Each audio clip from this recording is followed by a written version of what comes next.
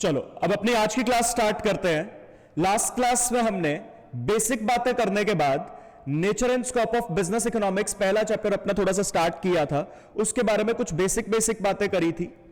Last में अगर आपको याद हो, मेरा एक केस स्टडी चल रही थी जिसके बारे में मैं आपको कुछ बता रहा था। एक बार उसको रिपीट करता हूं और उसके बाद फिर उसके अकॉर्डिंग आगे बढ़ते हैं, ठीक है। पहले एक बारी बस स्टार्ट करने से पहले एक बारी मुझे सभी बता देंगे, वॉइस मेरा सभी को क्लियर है, स्क्रीन सभी को क्लियर नजर आ रही है। मैंने वैसे दोनों स्क्रीन्स शेयर कर दी हैं, जिसमें मैं दिख रहा हूं या फिर दूसरी वाली स्क्रीन, आप दोनों में अपने हिसाब से टॉगल कर सकते हैं अगर एक स्क्रीन ब्लर हो जाए तो। ठीक है जी, ओके। कहीं पे भी कुछ भी इश्यू आता है आप साथ साथ मुझे बता दीजिएगा। चलिए, तो लास्ट क्लास में जो हमारा एग्जाम्पल चल रहा था, उस एग्जाम्पल में मैंने हमजा को चार्टर्ड अकाउंटेंट बना के एक कंपनी का सीईओ बनाया था, ठीक है ना। और ये कंपनी कौन सी कंपनी थी? एक फूड बिजनेस में ये कंपनी ऑपरेट कर रही थी। अच्छा, उसके बाद यहां पे बेसिक बातें करी थी कि सर किसी भी कंपनी के मालिक कौन होते हैं? उस कंपनी के शेयर होल्डर। कंपनी के मालिक होते हैं शेयर होल्डर, लेकिन कंपनी को चलाते शेयर होल्डर नहीं है। कंपनी को चलाता कौन है? उस कंपनी के डायरेक्टर्स, जो कि बोर्ड ऑफ डायरेक्टर्स बना रखे होते हैं। उसके बाद अगर बोर्ड ऑफ डायरेक्टर्स एक साल बाद, हर साल बाद इनफैक्ट अपनी परफॉर्मेंस की पूरे साल उन्होंने शेयर होल्डर के पैसों से क्या किया, कैसे किया, वो सारी परफॉर्मेंस वो कंपनी के मालिकों को आकर दिखाएंगे। अब जिसने काम किया है अगर वही अपनी परफॉर्मेंस आके बताएगा तो वो तो कभी नहीं बताएगा कि मैंने फ्रॉड किया है, मैंने गलती करी है या व्हाटएवर। तो अल्टीमेटली जो परफॉर्मेंस रिपोर्ट डायरेक्टर्स अपनी दे रहे हैं, that is balance sheet, P&L, cash flow statement वगैरह, उसका ऑडिट करवाना होता है, उसकी चेकिंग करवानी होती है एक इंडिपेंडेंट चार्टर्ड अकाउंटेंट से। चार्टर्ड अकाउंटेंट उसको ऑडिट करता है, उसको सब कुछ ठीक लगता है तो वो उस पर अपने साइन कर देता है और वो क्या बन जाते हैं? Signed financial statements. और फिर जो कंपनी के मालिक होते हैं, शेयर होल्डर्स होते हैं, वो उन साइंड फाइनेंशियल स्टेटमेंट्स पे अल्टीमेटली विश्वास करते हैं। फिर हमने यहां पे इसकी बातचीत, एक बोर्ड रूम की बातचीत हम डिस्कस कर रहे थे कि सबसे पहले कंपनी के सीईओ हमजा जी कहते हैं कि हमको एक्सपैंड करना है, हम अभी फूड बिजनेस में ऑपरेट करने हैं, हमको एक्सपैंड करना है बिजनेस। तो दूसरे बोर्ड मेंबर ने कहा कहां एक्सपैंड करना है? तो हमजा जी ने जवाब दिया सॉफ्ट ड्रिंक के बिजनेस में एक्सपैंड करना चाहते हैं। सवाल आया कि सॉफ्ट ड्रिंक के बिजनेस में ही क्यों, सॉफ्ट ड्रिंक के बिजनेस में ही क्यों एक्सपैंड करना चाहते हैं आप? तो जवाब आया कि एट प्रेजेंट हम फूड बिजनेस में ऑपरेट कर रहे हैं, जो सॉफ्ट ड्रिंक का बिजनेस है वो कहीं ना कहीं हमारे फूड के बिजनेस को कॉम्प्लीमेंट करेगा, तो इसीलिए हम इस बिजनेस में एक्सपैंड करना चाहते हैं। तो जवाब, सवाल आया, चलो ठीक है, ये बात तो आपकी ठीक है, पैसा कहां से लाओगे? क्योंकि कोई भी बिजनेस स्टार्ट करने के लिए, एक्सपैंड करने के लिए, कुछ भी करने के लिए यू नीड मनी, पैसा कहां से लाओगे? तो सीईओ हमजा जी ने जवाब दिया कि सर देखो ऐसा है, पिछले साल का हमारा फूड बिजनेस का P&L अकाउंट बना है, उसमें हमने फूड बिजनेस से लास्ट ईयर 50 करोड़ रुपए का एग्जाम्पल लिया था, हमने इतने का हमने प्रॉफिट कमाया है। तो सर फूड बिजनेस से हमने 50 करोड़ रुपए का प्रॉफिट कमाया है, इस पैसों को, इन रुपयों को हम सॉफ्ट ड्रिंक के बिजनेस में एक्सपैंड करने के लिए लगा देंगे। बस यहां तक की बात हमने लास्ट क्लास में करी थी। आई गेस आप सभी को रिवाइज हो गया कि हाँ कहां पे हमने लास्ट क्लास का ये टॉपिक छोड़ा था। कोई दिक्कत तो नहीं इसमें? हाँ जी, यहां तक तो कोई दिक्कत नहीं होगी? बोलो बोलो। ओके जी। अब यहां पे इस जवाब के सवाल में जो ये इन्होंने कहा कि P&L के प्रॉफिट से जो फूड बिजनेस का प्रॉफिट है 50 करोड़ रुपए, उसको हम एक्सपेंशन करने के लिए लगा देंगे। सर इसमें एक और सवाल आया, अब मेरे को नाम दिख रहा है भूमिका, मान लो भूमिका भी एक और डायरेक्टर है जो कि उसी बोर्ड मीटिंग में बैठी हुई थी। तो भूमिका ने अब एक सवाल उठाया। भूमिका ने क्या कहा, ध्यान से सुनिएगा, आप भी कुछ प्रैक्टिकल चीजें डिस्कस कर रहा हूं इसी के बीच में। भूमिका ने कहा कि क्या आपने विजय माल्या का नाम सुना है? सभी इनको देखने लग गए कि क्या बोल रही हैं ये। फिर इन्होंने कहा कि क्या आपने सुभिक्षा का नाम सुना है? फिर इन्होंने कहा कि क्या आपने वीडियोकॉन का नाम सुना है? क्या आपने इन सब का नाम सुना है? विजय माल्या साहब का तो नाम सबने सुना होगा, किंगफिशर, सुभिक्षा, ये शायद कुछ कुछ बच्चों ने नहीं सुना होगा। वीडियोकॉन का भी नाम मोस्टली हर स्टूडेंट ने सुना होगा। यही सवाल भूमिका ने बोर्ड मीटिंग में कहा कि क्या तुमने इसका नाम सुना है? तो सामने से सीईओ ने जवाब दिया, माल्या साहब का नाम सुना है, वीडियोकॉन का नाम सुना है, सुभिक्षा का नाम नहीं सुना, लेकिन जो सुने भी है तुम ये क्या कहना चाहते हो इसमें? तो भूमिका अब एक एक करके जवाब देती है। मैं एक तरह से आपको इनके कुछ केसेस बताना चाहता हूं। माल्या साहब का सबसे पहले इन्होंने केस पकड़ा। क्या आपको मालूम है आज तक भारत में सबसे सही तरीके से, सबसे प्रॉफिटेबल तरीके से जो एयरलाइंस आज तक चली है वो विजय माल्या साहब ने चलाई है। किंगफिशर एयरलाइंस जब तक ठीक थी, जब तक ये चलती थी, तब तक one of the best airlines इसको कहा जाता था। इनफैक्ट लोगों को लगता था कि किंगफिशर एयरलाइंस में हम ट्रैवल करके आए हैं तो ये अपने आप में एक लग्जरी बात है, ये अपने आप में एक स्टेटस की बात है। और दूसरी बात, माल्या साहब का जो लिविंग स्टैंडर्ड है, जैसा रहा है, किंग साइज वगैरह वगैरह, इनके बारे में कहते हैं किंग ऑफ गुड टाइम्स वगैरह, वो तो आप सबने देखा ही है, ठीक है ना। अब माल्या साहब को क्या हुआ, इन्होंने एंटर किया था इस बिजनेस में। स्टार्टिंग में इनका ब्रूरी का बिजनेस चलता था, बियर वगैरह, शराब वगैरह ये बनाकर ये लोग बेचते थे, ठीक। फिर इनके मन में आया कि एयरलाइंस के बिजनेस में जाएंगे, चलो बहुत बढ़िया, ये लोग एयरलाइंस के बिजनेस में चले गए। इन्होंने सबसे पहले डोमेस्टिक एयरलाइंस शुरू करी इंडिया की इंडिया में। डोमेस्टिक एयरलाइंस इंडिया की इंडिया में ऑपरेट करने के लिए इन्होंने इंडिया में कमर्शियल लाइसेंस ले लिया, बहुत बढ़िया। इनकी डोमेस्टिक एयरलाइंस सबसे ज्यादा प्रॉफिटेबल रही थी। लेकिन उसके बाद हुआ क्या, इनके मन में एक बात आई कि मुझको ना अब इंटरनेशनल जाना है। अभी तक मैं डोमेस्टिक एयरलाइंस में ऑपरेट कर रहा हूं, अब मुझको इंटरनेशनल एयरलाइंस में ऑपरेट करना है। बहुत बढ़िया बात है सर, आप ब्रूरी का बिजनेस इतना बढ़िया चला रहे हैं, आप डोमेस्टिक एयरलाइंस का बिजनेस इतना बढ़िया चला रहे हैं, आप बिल्कुल जाइए इंटरनेशनल। लेकिन जो इनके बारे में कहते हैं किंग ऑफ गुड टाइम्स, और एक चीज होती है ना, एक टशन, एक फितूर, कि भाई मेरे को तो इंटरनेशनल जाना है और अभी के अभी जाना है, ऐसी की तैसी बाकी सारी चीजों की। तो इस तरीके का इनके मन में चढ़ गया फितूर कि भाई मेरे को इंटरनेशनल एयरलाइंस में ऑपरेट करना है और मेरे को अभी के अभी करना है। अब होता क्या है, इंटरनेशनल एयरलाइंस में अगर आपको ऑपरेट करना है तो आपको इंटरनेशनल एयरलाइंस का, इंटरनेशनल एयर स्पेस का लाइसेंस चाहिए। तो इनको क्या चाहिए उसके बाद, इंटरनेशनल एयर स्पेस का कमर्शियल लाइसेंस चाहिए। अब सर इन्होंने कमर्शियल लाइसेंस वगैरह के लिए अप्लाई किया। कमर्शियल लाइसेंस वगैरह के लिए, इंटरनेशनल एयर स्पेस के लिए जब इन्होंने अप्लाई किया तो उसमें लगा कुछ टाइम, बहुत जल्दी जल्दी इनको वो लाइसेंस नहीं मिला। इन्होंने 1-2 महीने तो वेट किया, उसके बाद कहा मैं इतना वेट नहीं कर सकता, मेरे को तो इंटरनेशनल एयरलाइंस के बिजनेस में अभी जाना है, जैसे छोटे बच्चे की जिद होती है। पता नहीं इनके कौन से डायरेक्टर ने, इनके कौन से एडवाइजर ने इनको सलाह दे दी कि सर एक और एयरलाइंस है डेक्कन एयरलाइंस, एक और एयरलाइंस है डेक्कन एयरलाइंस। ये भी उस टाइम पे कोई और एयरलाइंस थी, कोई और मालिक था। किसी ने जवाब इनको सजेशन दी कि सर एक और एयरलाइंस है डेक्कन एयरलाइंस, इस एयरलाइन के पास ये वाला इंटरनेशनल एयर स्पेस का कमर्शियल लाइसेंस है, आपको इंटरनेशनल जाना है, आप एक काम करो, आप ना पूरी की पूरी ये कंपनी खरीद लो। मतलब सलाह देखो क्या दी जा रही है, आपको इंटरनेशनल एयर स्पेस का कमर्शियल लाइसेंस चाहिए। इन्होंने इंटरनेशनल एयर स्पेस के कमर्शियल लाइसेंस को लेने में टाइम लग रहा है, तो इनको किसी ने सलाह दे दी आप एक काम करो, आप एक इंटरनेशनल एयरलाइंस ही खरीद लो। लाइसेंस नहीं मिल रहा ना, किसी और की इंटरनेशनल एयरलाइंस खरीद लो। जब ये डेक्कन एयरलाइंस इंटरनेशनल एयरलाइंस आपके पास आएगी तो इनका इंटरनेशनल लाइसेंस आपके पास आ जाएगा और आप कर लेना इंटरनेशनली ऑपरेट। मेरे को बताओ यहां तक की बात समझ आई? यहां तक किसी को कोई दिक्कत? जो मैं केस आपको बता रहा हूं, बोलो बोलो। सो तो नहीं गए, जिंदा लाशें तो नहीं बन गए भाई, जाग रहे हैं सभी। अच्छा, अब माल्या साहब उस टाइम पे बहुत पैसे वाले, माल्या साहब के मन में आया कोई दिक्कत नहीं है, मैं ऐसा कर लूंगा। माल्या साहब ने डेक्कन एयरलाइंस खरीद ली, और जब डेक्कन एयरलाइंस खरीदी तो पता चला यह कंपनी तो भयंकर लॉसेस में थी। यह कंपनी जो डेक्कन एयरलाइंस इन्होंने खरीदी, सिर्फ किस लिए खरीद ली है डेक्कन एयरलाइंस, कि सर मुझको इंटरनेशनल एयर स्पेस का लाइसेंस मिल जाएगा, जो कि डेक्कन एयरलाइंस ऑलरेडी होल्ड कर रही है। इनको खुद को वो लाइसेंस लेने में टाइम लग रहा था, बस इस वजह से इन्होंने डेक्कन एयरलाइंस खरीद ली, जो कि भयंकर लॉसेस में थी। अब इसकी वजह से हुआ क्या, किंगफिशर एयरलाइंस इसके अच्छे प्रॉफिट्स थे, ये डोमेस्टिकली ऑपरेट कर रही थी, इसके अच्छे प्रॉफिट्स थे। इन्होंने अपने साथ डेक्कन एयरलाइंस को जोड़ लिया जिसके लॉसेस थे, और अब ये दोनों मर्ज हो गए।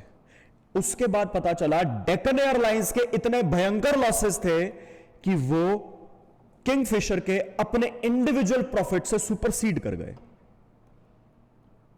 मतलब डेक्कन एयरलाइंस के प्रॉफिट्स डेक्कन एयरलाइंस के लॉसेस मान लो 100 करोड़ के हैं, तो इनके प्रॉफिट्स तो थे, लेकिन वो 20 करोड़ के प्रॉफिट थे।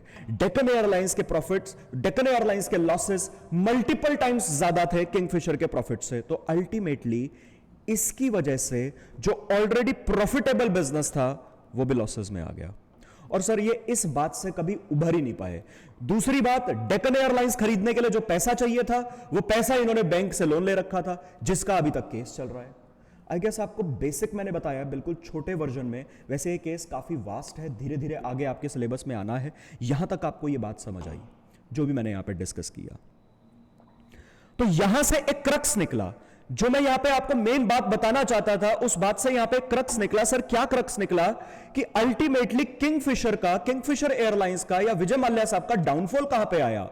ये बिल्कुल सही ऑपरेट कर रहे थे, लेकिन जब इनके मन में एक्सपेंशन की बात आई कि मेरे को अब अपने धंधे को एक्सपैंड करना है, और एक्सपैंड करने के लिए इन्होंने अपने एग्जिस्टिंग बिजनेस के प्रॉफिट को एक्सपैंड करने के लिए इन्होंने अपने एग्जिस्टिंग बिजनेस के प्रॉफिट को एक नए बिजनेस को खरीदने के लिए लगा दिया। अपने एग्जिस्टिंग बिजनेस के प्रॉफिट को एक नए बिजनेस को खरीदने के लिए लगा दिया। यह क्रक्स निकला। एग्जिस्टिंग बिजनेस के प्रॉफिट को जब आपने नए बिजनेस को खरीदने के लिए लगाया तो अल्टीमेटली आपका वो एग्जिस्टिंग बिजनेस भी डूब गया। सर स्क्रीन नहीं शो हो रही? बेटा स्क्रीन सबको शो हो रही है, स्क्रीन मैंने शेयर कर रखी है। ये देखो your screen, you are sharing screen. आप देखिए एक बारी। मिताली है ना आपका नाम? मिताली बच्चा एक बारी देखो, वहां पे 2 स्क्रीन्स आ रही होंगी आपके पास, एक जिसमें मैं दिख रहा हूं, एक दूसरी वाली स्क्रीन। सभी को विजिबल है, सभी लिख रहे हैं? आप देखिए एक बारी, चेक करिए। एनीवे, अच्छा अब सर इसी तरीके से मैं आपको एक रेफरेंस और देता हूं यहां पे, जो मैंने सुभिक्षा का केस लिखा, मैं उसका भी एक बारी आपको बताता हूं।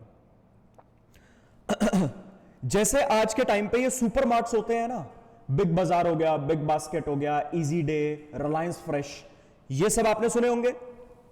आप सबके शहरों में कहीं ना कहीं ये होगा, सुने हुए हैं सबने, ये सुपर मार्ट्स वगैरह, बिग बास्केट, बिग बाजार, इजी डे, रिलायंस फ्रेश वगैरह।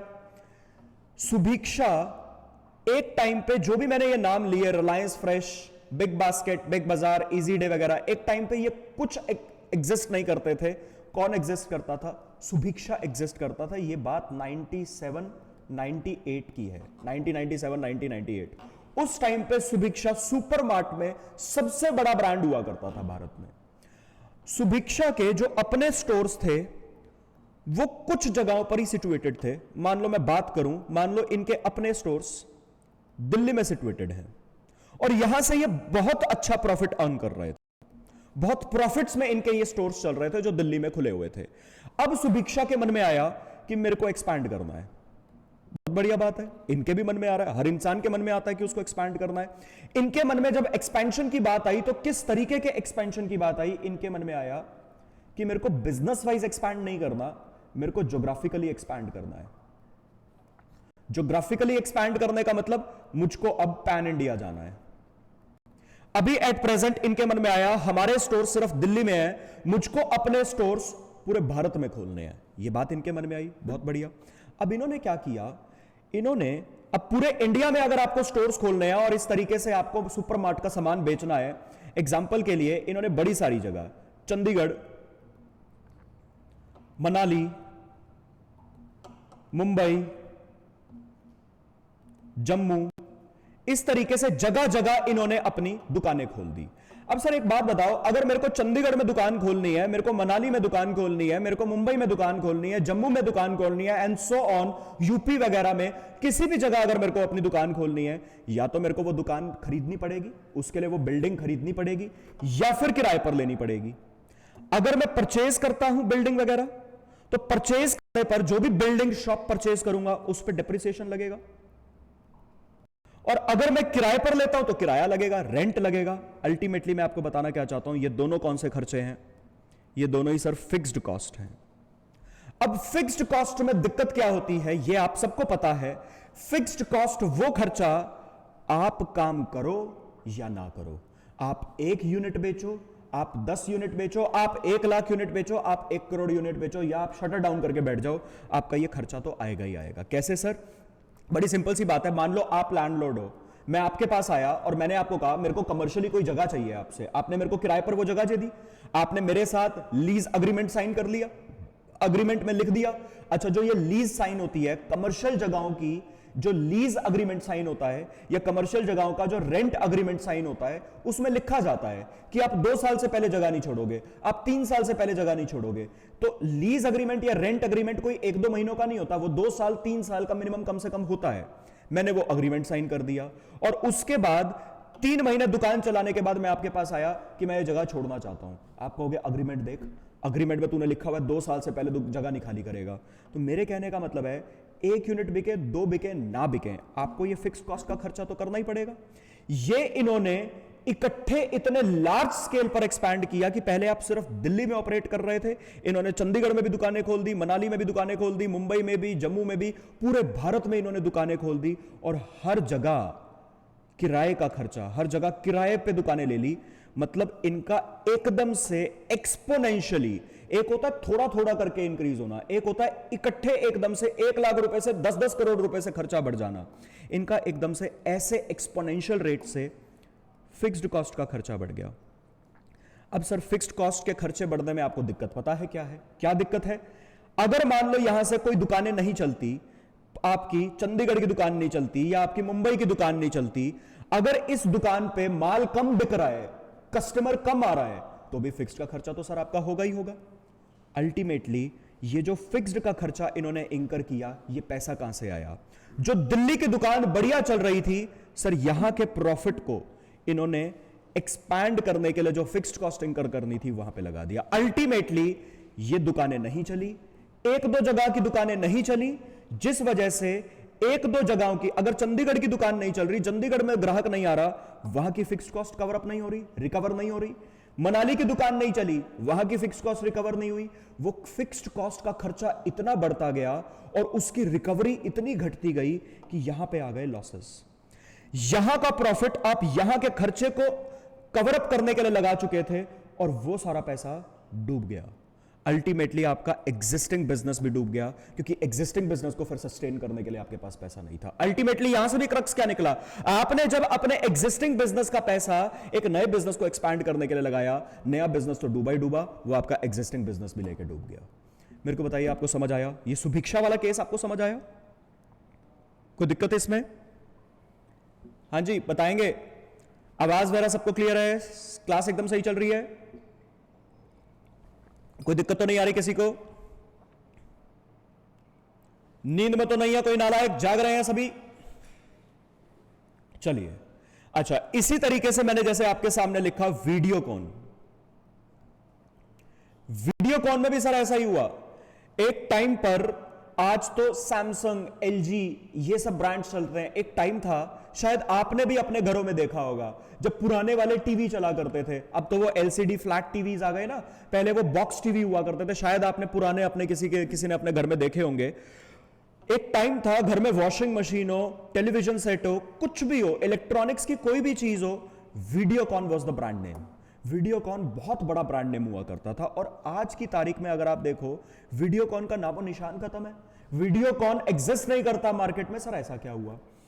वीडियोकॉन के मन में आया, वीडियोकॉन इलेक्ट्रॉनिक्स के बिजनेस में था और इलेक्ट्रॉनिक्स के बिजनेस में सर वीडियोकॉन बहुत अच्छा परफॉर्म कर रहा था, इंडिया का नंबर 1 ब्रांड हुआ करता था और बहुत अच्छे प्रॉफिट्स थे इस कंपनी के।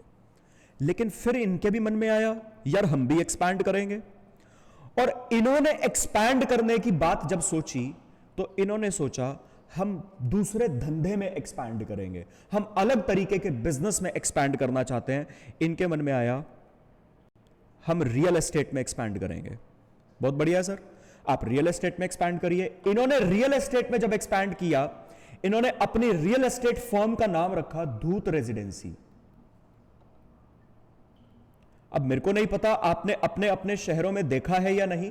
गुड़गांव में एक ना साइबर सिटी है, साइबर सिटी के पास एक डीएलएफ का एरिया है, वहां पे इनकी काफी सारी सोसाइटीज हैं, जैसे बड़ी बड़ी सोसाइटीज होती है और उसमें बड़ी सारी बिल्डिंग्स वगैरह वो सब। इस तरीके से इन्होंने धूत रेजिडेंसी के नाम से, धूत बेसिकली सरनेम है, तो जो वीडियोकॉन के मालिक थे उनकी कास्ट, उनका सरनेम धूत था, तो उन्होंने अपने सरनेम के बेसिस पे धूत रेजिडेंसी के नाम से रियल एस्टेट के बिजनेस में एंटर कर लिया। अब सर हुआ क्या, आपने चंदा कोचर का नाम सुना है? बताएंगे एक बारी? मैं शायद स्पेलिंग गलत ना लिख दूं, प्लीज अगर मैंने ये कोचर की स्पेलिंग गलत लिखी है तो I am really sorry, but still. Chanda Kochhar का आपने नाम सुना है किसी ने? बिल्कुल, एक बच्चे ने लिखा है, शिवांगी ने लिखा है शायद, नहीं शिवांगी ने नहीं, भूमिका ने लिखा है, बिल्कुल सही, भूमिका। आईसीआईसीआई बैंक का तो नाम सबने सुना है, आईसीआईसीआई बैंक का तो नाम सभी ने सुना है। आईसीआईसीआई बैंक की फाउंडर सीईओ चंदा कोचर अब नहीं है, हुआ करती थी, मतलब जिंदा हैं, इनको कुछ हुआ नहीं है, लेकिन अब सीईओ नहीं है इस बैंक की। आईसीआईसीआई बैंक की सीईओ हुआ करती थी, और आईसीआईसीआई बैंक भारत का प्राइवेट बैंक्स में नंबर 1 बैंक हुआ करता था। मतलब जैसे जो हम आजकल बात करते हैं, फेमिनिस्ट्स की बात करते हैं, स्ट्रांग वुमेन की बात करते हैं, या विमेन एम्पावरमेंट की बात करते हैं, सबसे बड़ा इसका एक सिग्नल था। इन्होंने एक तरह से इसको इतना ज्यादा प्रमोट किया था, एक वुमेन होके इंडिया जैसे मेल शोविनिस्ट कंट्री में और ऐसे सेक्टर में, बैंकिंग जैसे सेक्टर में, इन्होंने एक वुमेन होके इतना बड़ा नाम कमाया था, नंबर 1 लेवल पे पहुंची थी और सीईओ बनी थी इस बैंक की। और इस बैंक को सीईओ बनने के बाद नंबर 1 बैंक इन्होंने बनवाया था। तो वुमेन एम्पावरमेंट के लिए सबसे बड़ा एक तरह से सिंबल बन गई थी ये। लेकिन फिर हुआ क्या, इनके जो हस्बैंड थे, चंदा कोचर के जो हस्बैंड थे, एक तरह से चंदा कोचर को पति का प्यार लेकर डूब गया। चंदा कोचर जी के जो हस्बैंड थे वो धूत रेजिडेंसी में 30% के पार्टनर थे। मतलब बाकी के पार्टनर कौन थे? जो वीडियोकॉन के मालिक थे वो बाकी 70% के पार्टनर थे, और 30% के पार्टनर चंदा कोचर जो आईसीआईसीआई बैंक की सीईओ हैं उनके हस्बैंड थे। अब धूत रेजिडेंसी शुरू करने के लिए इन्होंने क्या किया, रियल एस्टेट में पैसा इन्वेस्ट करने के लिए बहुत पैसा चाहिए, ठीक है भूमिका, ओके, डबल एच आएगा यहां पे। तो रियल एस्टेट बिजनेस शुरू करने के लिए बहुत पैसा चाहिए। 70% के पार्टनर वीडियोकॉन के मालिक, इन्होंने तो क्या करा, जो वीडियोकॉन का इलेक्ट्रॉनिक्स बिजनेस का पैसा था, अपने हिस्से का पैसा वो लगा दिया। चंदा कोचर के हस्बैंड को भी 30% का पार्टनर बनने के लिए पैसा चाहिए था। इन्होंने अपनी बीवी को बोला, बीवी जी आप तो इतने बड़े बैंक की सीईओ हैं, जरा लोन दिलवाइए। मेरी बात समझ आई? चंदा कोचर ने कहा मेरा पति कह रहा है, मैं मना कैसे कर सकती हूं। चंदा कोचर ने इनका लोन सैंक्शन कर दिया आईसीआईसीआई बैंक से, और पति को पैसा दे दिया, और उनके हस्बैंड ने वो पैसा सारा का सारा धूत रेजिडेंसी में लगा दिया। मेरी बात समझ आई? एक तरह से अब आईसीआईसीआई बैंक, कोई भी बैंक जब, अब आपकी ना नॉलेज के लिए एक बात बता रहा हूं, कोई भी बैंक जब लोन देता है तो वो प्रॉपरली बहुत सारी चीजों का ध्यान रखता है कि मैं जिसको लोन दे रहा हूं क्या वो मेरा पैसा लौटा भी पाएगा, कब तक लौटा पाएगा, उसकी कैपेसिटी कितनी है, ये सारी चीजें देखी जाती हैं। चंदा कोचर ने ये सब कुछ नहीं देखा। चंदा कोचर ने तो बस ये देखा मेरा पति पैसे मांग रहा है लोन के, मैं आईसीआईसीआई बैंक से दिलवा दूंगी। इन्होंने वो लोन दिलवा दिया। अब सर बाद में पता क्या चला, ये पूरा का पूरा रियल एस्टेट बिजनेस, आपने सबने देखा होगा, एक टाइम था इंडिया में रियल एस्टेट का बिजनेस बहुत अच्छा चलता था, रियल एस्टेट बिजनेस में बहुत अच्छा बूम था। कोई बात नहीं शिवांगी, अब सुन ली, कोई दिक्कत नहीं, दोबारा हो गई। तो रियल एस्टेट का बिजनेस एक टाइम पे बहुत अच्छा चला करता था, लेकिन रियल एस्टेट के बिजनेस में फिर आ गया स्लंप, रियल एस्टेट का बिजनेस गिरना शुरू हो गया। आप सबने भी शायद सुना होगा अपने अपने शहरों में, पूरे भारत में रियल एस्टेट के बिजनेस में स्लंप आ गया और रियल एस्टेट का बिजनेस गिरना शुरू हो गया। एक टाइम तो ऐसा था, रियल एस्टेट के बिजनेस में कहा जाता था मिट्टी है, हाथ लगाओ सोना बन जाएगा, लेकिन उसके बाद गिरना शुरू हो गया। और इन्होंने ऐसे टाइम पे धूत रेजिडेंसी शुरू करी जब रियल एस्टेट का बिजनेस गिरना शुरू हो गया था। तो सर इनकी ये धूत रेजिडेंसी डूब गई। इसकी वजह से हुआ क्या, जो वीडियोकॉन था वो भी डूब गया, क्योंकि वीडियोकॉन से जितना प्रॉफिट आ रहा था वो सारा पैसा इन्होंने धूत रेजिडेंसी में लगा दिया था। और साथ ही साथ जब धूत रेजिडेंसी डूबी तो आईसीआईसीआई बैंक ने जो लोन दिया था सर, वो लोन का पैसा भी डूब गया। जब लोन का पैसा डूबा तो आईसीआईसीआई बैंक के अदर डायरेक्टर्स ने, जो चंदा कोचर के अलावा जो बाकी डायरेक्टर्स थे, उन्होंने कहा जरा चेक करवाओ, जरा इन्वेस्टिगेट करो ये लोन क्यों डूबा। जब इन्वेस्टिगेट किया तो पता चला ये लोन तो देना ही नहीं चाहिए था, ये लोन तो गलत तरीके से दिया गया है, प्रॉपर डॉक्यूमेंट्स की चेकिंग ही नहीं की। तो पता चला ये लोन किसने दिया, तो पता चला ये लोन तो चंदा कोचर जो सीईओ हैं उन्होंने अपने हस्बैंड को दिया है। तो इस वजह से चंदा कोचर को आईसीआईसीआई बैंक के सीईओ से हटा दिया गया। मेरे कहने का मतलब है इस केस में वीडियोकॉन तो डूबा ही डूबा, चंदा कोचर का करियर भी डूब गया। आई गेस आपको बात समझ आई। ऑल्दो इस पूरे केस में मैं अगेन आपको क्या बताना चाहता था, एग्जिस्टिंग बिजनेस के प्रॉफिट का पैसा जैसे ही आपने एक नए बिजनेस को एक्सपैंड करने के लिए लगाया, सर वो बिजनेस डूब गया। वो नया बिजनेस तो डूबा ही डूबा, आपके एग्जिस्टिंग बिजनेस को भी लेकर डूब गया। मेरे को बताइए, तीनों केसेस मैंने इन शॉर्ट आपसे फटाफट डिस्कस करे हैं, आपको समझ आए हैं? ये ऐसा तो नहीं लग रहा पता नहीं क्या ही बातें करता जा रहा हूं, सिर के ऊपर से जा रही हैं सारी बातें? होश में हो, नींद में तो नहीं हो? हाँ सर, इतना चिल्ला चिल्ला के आप बोल रहे हो, कैसे ही नींद आएगी बताओ? ओके जी, अच्छा। अब सर ये सारी बातें जो मैंने आपसे डिस्कस करी हैं यहाँ पे, ये सारी बातें क्यों डिस्कस करी हैं? ये वाला केस चल रहा था और ये सारी बातें किसने बोली हैं? भूमिका जी ने बोली हैं। भूमिका जी ने ये सारी बातें बताई कि सर देख लो, इतने बड़े बड़े एग्जाम्पल है आपके सामने, माल्या साहब का एग्जाम्पल है, वीडियोकॉन का एग्जाम्पल है, सुभीक्षा का एग्जाम्पल है, सब ने अपने एग्जिस्टिंग बिजनेस का प्रॉफिट नए बिजनेस की एक्सपेंशन के लिए लगाया है। आई गेस आप कनेक्ट कर गए बात को कि भूमिका जी क्या कहना चाह रही हैं। भूमिका जी एक तरह से सीईओ को बोलना चाह रही हैं, तुम भी ये गलती करने वाले हो, तुम भी यही कह रहे हो कि फूड बिजनेस का पैसा सॉफ्ट ड्रिंक के बिजनेस के एक्सपेंशन के लिए लगा दें, नहीं लगाना चाहिए। ये बात भूमिका ने बोली।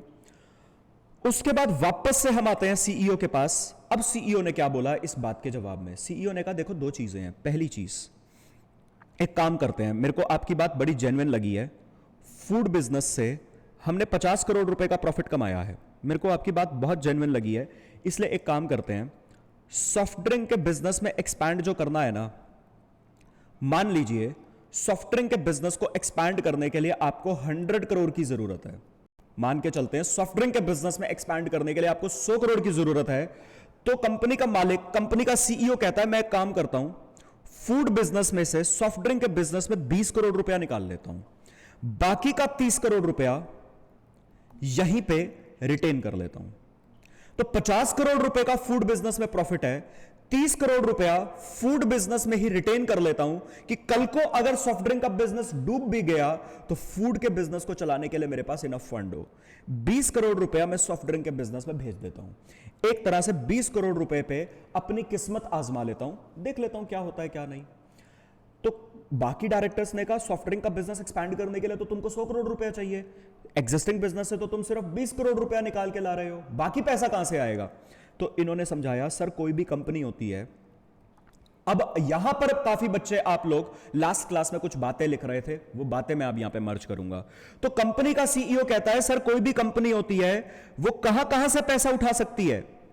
सर कोई भी कंपनी बड़े सारे सोर्सेस से पैसा उठा सकती है, कोई भी कंपनी इक्विटी से पैसा रेज कर सकती है, कोई भी कंपनी अपना खुद का पैसा लगा सकती है, कोई भी कंपनी मार्केट में प्रेफरेंस शेयर्स इशू करके पैसा रेज कर सकती है, कोई भी कंपनी बैंक के पास जाके लोन ले सकती है, डिबेंचर्स इशू कर सकती है, मतलब डेट से पैसा ले सकती है। तो इन्होंने कहा रिटेन्ड अर्निंग्स जो 20 करोड़ रुपया है वो तो मैं फूड बिजनेस से ही ला रहा हूं, बाकी का पैसा कुछ पैसा इक्विटी शेयर से रेज कर लेंगे। मान लो इन्होंने कहा 20 करोड़ रुपए के इक्विटी शेयर रेज कर लेंगे, मतलब 40 करोड़ रुपए आ गया।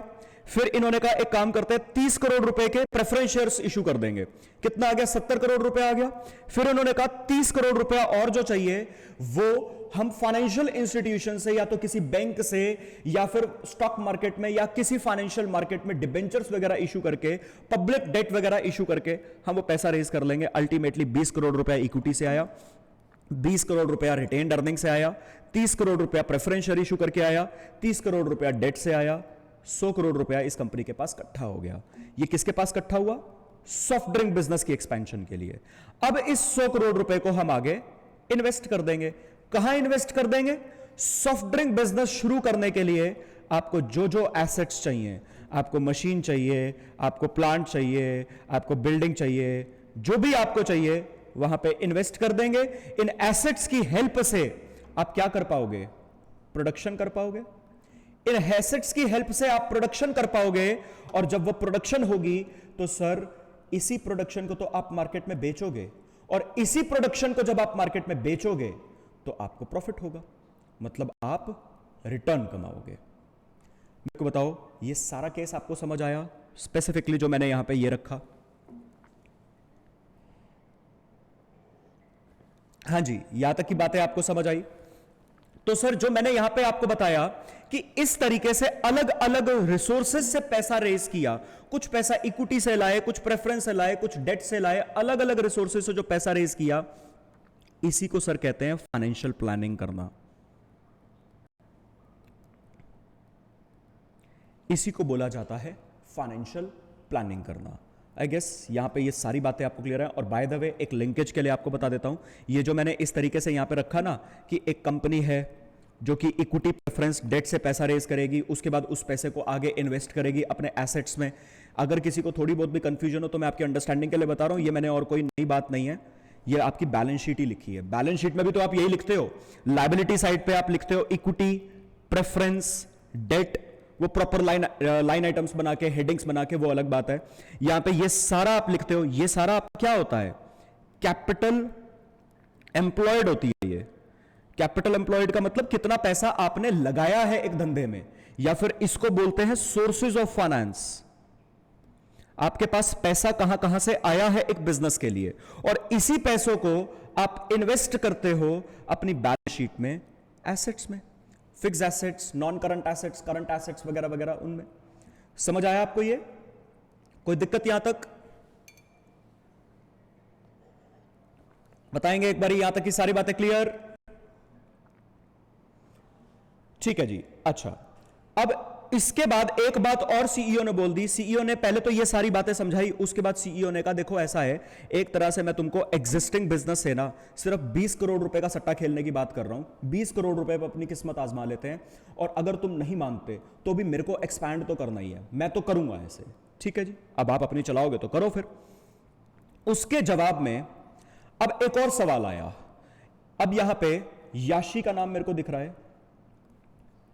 याशी ने, आपको समझ आ रही है ना ये सारी बातचीत? ये सारी बातचीत अल्टीमेटली आप देखना पूरा चैप्टर आपका निकलेगा यहां से, ठीक है ना? पूरे चैप्टर में आपको कहीं कोई दिक्कत ही नहीं आएगी, फटाफट फटाफट होता रहेगा। उसके बाद याशी ने फिर एक सवाल किया। याशी ने कहा सर आप सॉफ्ट ड्रिंक के बिजनेस में एक्सपैंड करना चाह रहे हो, ऑलरेडी मार्केट में सॉफ्ट ड्रिंक के बिजनेस में दो बड़े बड़े लेजेंडरी कंपनीज हैं, दो बड़े बड़े लेजेंड्स हैं जो कि काम कर रहे हैं। एक तरह से इन्होंने कंपटीशन की बात की है। इन्होंने कहा है सर मार्केट में पेप्सी है, मार्केट में कोका कोला है, जो कि ऑलरेडी ऑपरेट कर रहे हैं, और इतने बड़े बड़े ब्रांड्स हैं। सर हम नए सॉफ्ट ड्रिंक के बिजनेस में जब एंटर करेंगे, हम इतने बड़े ब्रांड से कॉम्पीट कैसे करेंगे? सवाल ये किया, जेन्युइन सवाल है। इस सवाल के जवाब में कंपनी के सीईओ ने कहा, हमजा जी ने कहा देखो जी ऐसा है, भारत की 125 करोड़ की जनता है, अब तो 135 करोड़ के करीब की जनता कहते हैं। भारत की 135 करोड़ की या 125 करोड़ के करीब की जनता है जिनको सिर्फ दो कंपनी सर्व कर रही हैं। क्या तीसरी कंपनी के लिए थोड़ा बहुत भी वैक्यूम नहीं होगा? क्या हम थोड़े बहुत लोगों को भी सर्व नहीं कर पाएंगे? तो ऑब्वियसली याशी जी का जवाब क्या आएगा? नहीं सर। जब आपकी यह बात सुनते हैं कि 125 करोड़ की जनता है और सिर्फ दो कंपनी 125 करोड़ की जनता को सर्व कर रही हैं, तो सर तीसरी कंपनी के लिए भी कुछ जगह तो है। तो सीईओ के जवाब पे सेटिस्फाई हो गए लोग कि सर कुछ बिजनेस तो हम कर पाएंगे यहां पे। इन सारी बातचीत के बाद अल्टीमेटली डिसाइड हुआ कि चलो ठीक है, सॉफ्ट ड्रिंक के बिजनेस में एक्सपैंड करते हैं। ठीक है जी, आई गेस आपको यहां तक की सारी बातें समझ आई। अब मैं यहां से आपको बताता हूं यहां तक की सारी बातों में मैंने अल्टीमेटली क्रक्स क्या निकाला है। एक बात बताइए, जब आप ये सारे सॉफ्ट ड्रिंक के बिजनेस की बात कर रहे थे, उसके पैसे लाने की बात कर रहे थे कि कहां कहां से पैसा आएगा, कहां कहां पे वो कैसे इन्वेस्ट होगा, क्या एसेट्स आपको खरीदने पड़ेंगे, उसकी मदद से आप प्रोडक्शन करेंगे। अल्टीमेटली इस पूरी बातचीत में फाइनेंस की बातचीत आ गई, पैसा कहां से आएगा।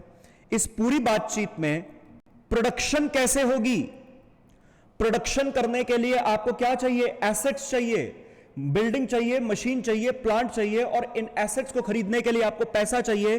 पैसा कहां से आएगा? इक्विटी प्रेफरेंस डेट से आएगा। सारा पैसा हम एग्जिस्टिंग बिजनेस का भी नहीं लगा सकते, तो इक्विटी प्रेफरेंस डेट से पैसा लाएंगे। तो अल्टीमेटली ये पैसों की बात से प्रोडक्शन की बात हुई।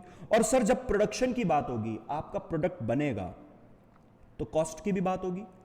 कॉस्ट की बात करना इसलिए भी जरूरी हो जाता है क्योंकि मैंने यहां पे लिखा इन एसेट्स की हेल्प से आपकी प्रोडक्शन होगी और यही प्रोडक्शन मार्केट में बिकेगी।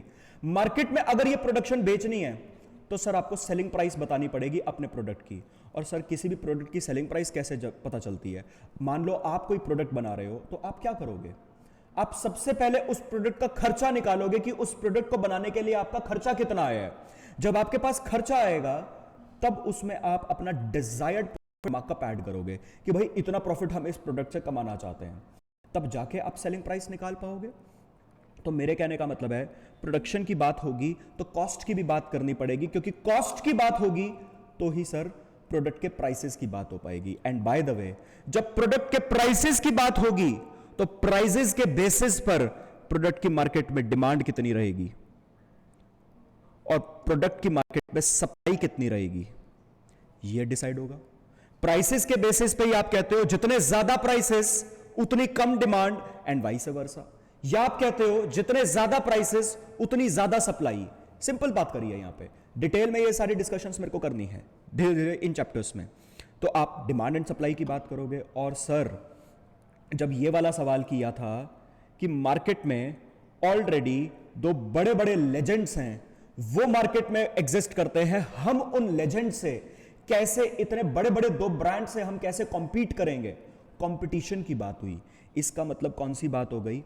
मार्केट की बात हो गई। मार्केट की मतलब आप परफेक्ट कंपटीशन में ऑपरेट करने वाले हैं जिसमें बहुत सारे लोग होंगे, आप मोनोपोली बनाने वाले हैं, आप ओलिगोपोली बनाने वाले हैं, आप डुओपोली बनाने वाले हैं।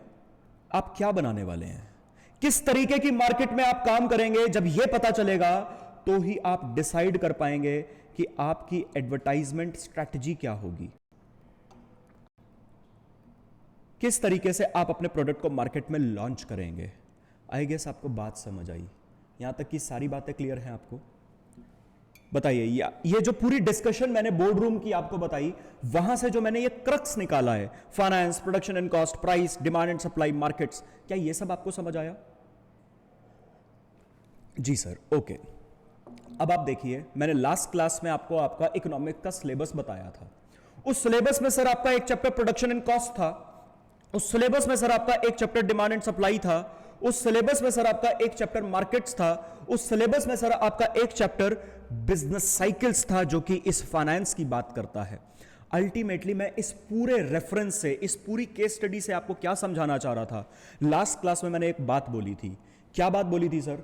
लास्ट क्लास में मैंने आपको बोला था कि आपने ये सारी चीजें, demand, supply, production and cost वगैरह 11th-12th में पढ़ रखा है, लेकिन 11th-12th में आपने इन चीजों की एबीसीडी पढ़ रखी है। यहां पे आपको यही चीजें एक बिजनेस की टर्म्स में पढ़नी है। इन्हीं चीजों को एक बिजनेस के डिसीजंस में, एक बिजनेस की डेली रूटीन में मर्ज करके पढ़ना है। अब आप देखिए, मैंने यहां पे अल्टीमेटली इस पूरी केस स्टडी में production and cost, demand, supply, market, finance, इन सब की ही बात करी है, लेकिन कहीं पे भी डायरेक्टली डिमांड एंड सप्लाई का, कहीं पे भी डायरेक्टली प्रोडक्शन एंड कॉस्ट का, कहीं पे भी directly perfect competition, monopoly, monopolistic competition, directly in शब्दों का जिक्र नहीं हुआ, लेकिन इनडायरेक्टली सर बातें तो सारी यही हुई हैं। तभी मैंने लिंक करवाया। यहां से मैं आपको समझाना चाहता था, ये होगी सर, इस तरीके से मेरे को अपनी सारी की सारी इकोनॉमिक्स का सब्जेक्ट यहां पे पढ़ के चलना है। मेरे को बताइए, सभी को क्लियर है यहां पे? कोई दिक्कत? हाँ जी। तो एक तरह से जो मेरी कल की क्लास और जो मेरी आज की अभी तक की क्लास रही है ना, यहां तक की क्लास में तो ना मैंने आपका एक बात का बेस क्लियर करने की कोशिश करी है सर, इतना टाइम लगा के, कि आपको पता चले कि आपको सीए लेवल पे, सीए फाउंडेशन लेवल पे जब इकोनॉमिक्स पढ़नी है तो आपका माइंडसेट क्या होना चाहिए। आपका माइंडसेट 11th-12th के लिए क्या रहता था? डिमांड में जैसे कि सर प्राइस बढ़ेगा, डिमांड गिरेगा। यहां पे आपका डायरेक्टली ये माइंडसेट नहीं, यहां पे आपका माइंडसेट इस तरीके की बातचीत में बनेगा। समझ आया? तो आपको मजा भी बहुत आने वाला है, इंटरेस्टिंग सब्जेक्ट होने वाला है, ठीक है ना? क्योंकि बिजनेस की बड़ी ऐसी सिंपल सिंपल सी बातें होंगी जो कि आपको पता होंगी, बस एक तरह से मैं आपको याद दिलाऊंगा उन चीजों को। ठीक है जी? अच्छा, अब सर इसके बाद इकोनॉमिक्स की कुछ डेफिनेशंस आती हैं। अभी ना आपको आज की क्लास में कुछ लिखना नहीं है, आप सुनिए बस मेरी बात, ठीक है ना? मैं आपको एक बात पहले बता देता हूं, मंडे से जो आपकी क्लासेस चलेंगी, मंडे से मैंने आपको बताया था ना रेगुलर क्लास चलेंगी, तो मंडे से मैं एक न्यू चैप्टर स्टार्ट करूंगा। अभी मैं पहला चैप्टर ना आपको कंप्लीट नहीं करवा रहा हूं, मैं अभी पहले चैप्टर का वो बेस उठा उठा के आपको बता रहा हूं, जो कि मेरे पूरे इकोनॉमिक्स का बेस बनेगा, ठीक है ना। मंडे की क्लासेस से हम फ्रेश चैप्टर से एक नए मोड से स्टार्ट करेंगे, वहां से एक एक करके हम चैप्टर्स निपटाते जाएंगे। सर जो आपने ये पहला चैप्टर शुरू कर रखा है, ये कब करवाओगे? ये भी एक सीरीज में, एक हायरार्की में, ये भी चैप्टर मैं आपको करवाऊंगा, ठीक है ना। मेरी बात सबको समझ आई? अच्छा, अब यहां पे बेस की कुछ और बातें मेरे को करनी है। कुछ ना इकोनॉमिक्स की डेफिनेशन आती है, शायद आपने अपनी 11th 12th में पढ़ भी रखी होंगी। अब सुनिए, जैसे घर में, मैं ना इसमें साथ साथ आपको ताकि डेफिनेशंस याद हो, उसमें कुछ एग्जांपल्स के थ्रू आपको ये सब बताता रहूंगा। जैसे अब आप लोगों ने 12th के, खैर आपके साथ तो अलग ही केस बन गया, नहीं तो बच्चों की 12th जो स्टैंडर्ड क्लास होती है वो बड़ी यादगार रहती है कि ठीक है यार, 12th के बाद बहुत बच्चों के प्लान्स बनते हैं, 12th के बाद ये करना है, वो करना है, बोर्ड के पेपर होते हैं, फेयरवेल पार्टी होती है, वो सब आप लोग नहीं कर पाए। तरुण जी, वो बातें मैंने लास्ट क्लास में डिस्कस करी थी। सिलेबस कब आपका कंप्लीट हो पाएगा? 15 सितंबर तक आपका सिलेबस खत्म होगा। उसके बाद 15 दिन सितंबर के आपके रिवीजन सेशंस चलेंगे। पूरा पूरा कोर्स जो हमने इतना फैला के किया होगा वो हम रिवाइज करेंगे, और अक्टूबर में आपके चलेंगे मॉक टेस्ट, ठीक है, तो ताकि आपको एक्चुअल एग्जामिनेशन के लिए तैयार किया जा सके। एनीवे, अच्छा, अगर किसी ने भी लास्ट क्लास अटेंड नहीं करी थी तो प्लीज लास्ट क्लास की रिकॉर्डिंग आप ले लीजिएगा और लास्ट क्लास को कंप्लीट कर लीजिएगा, क्योंकि स्टार्टिंग की जो ये कुछ क्लासेस होती हैं ये आपका बेस बनाती हैं, ठीक है ना। तभी अभी मैं आपको सीधा सीधा लिखवाने पे, सीधा बुकिश कॉन्सेप्ट पे नहीं आ रहा हूं, मैं पहले पूरे सब्जेक्ट का आपको बेस बनवाने की कोशिश कर रहा हूं, ठीक है ना। अब सर, जैसे आपने 12th के बाद बहुत बच्चों के प्लान्स बनते हैं, आपने मान लो सोचा हुआ था, वैसे बताना एक बारी, अगर ये सब कुछ नॉर्मल होता, ये कोरोना वायरस वगैरह सिचुएशन ना होती, आपके नॉर्मल बोर्ड के एग्जाम्स हो जाते, तो कुछ मन में था, प्लान्स थे कि 12th के बाद ये करेंगे वो करेंगे, जनरली होते हैं, मेरे खुद के भी थे जो कि उसके बाद पूरे नहीं हुए थे। एक प्लान तो मैंने सुना है मोस्टली बच्चों का ना, एक प्लान तो होता ही है जो कि कभी पूरा नहीं होता 12th के बाद। बहुत ही ऐसे लकी कुछ बच्चे होते हैं जिनका पूरा होता है कि जी गोवा घूमने जाएंगे। देखो अंशिका ने लिख ही दिया, मेरे को मालूम था, काफी बच्चों का होता है ये, गोवा का प्लान बनता सबका है, पूरा नहीं होता है। लेकिन और कुछ क्या सोचा हुआ था कि 12th के बाद ये करेंगे वो करेंगे, पार्टी करने जाएंगे, पब में जाएंगे, ये करेंगे, बताओ यार कुछ।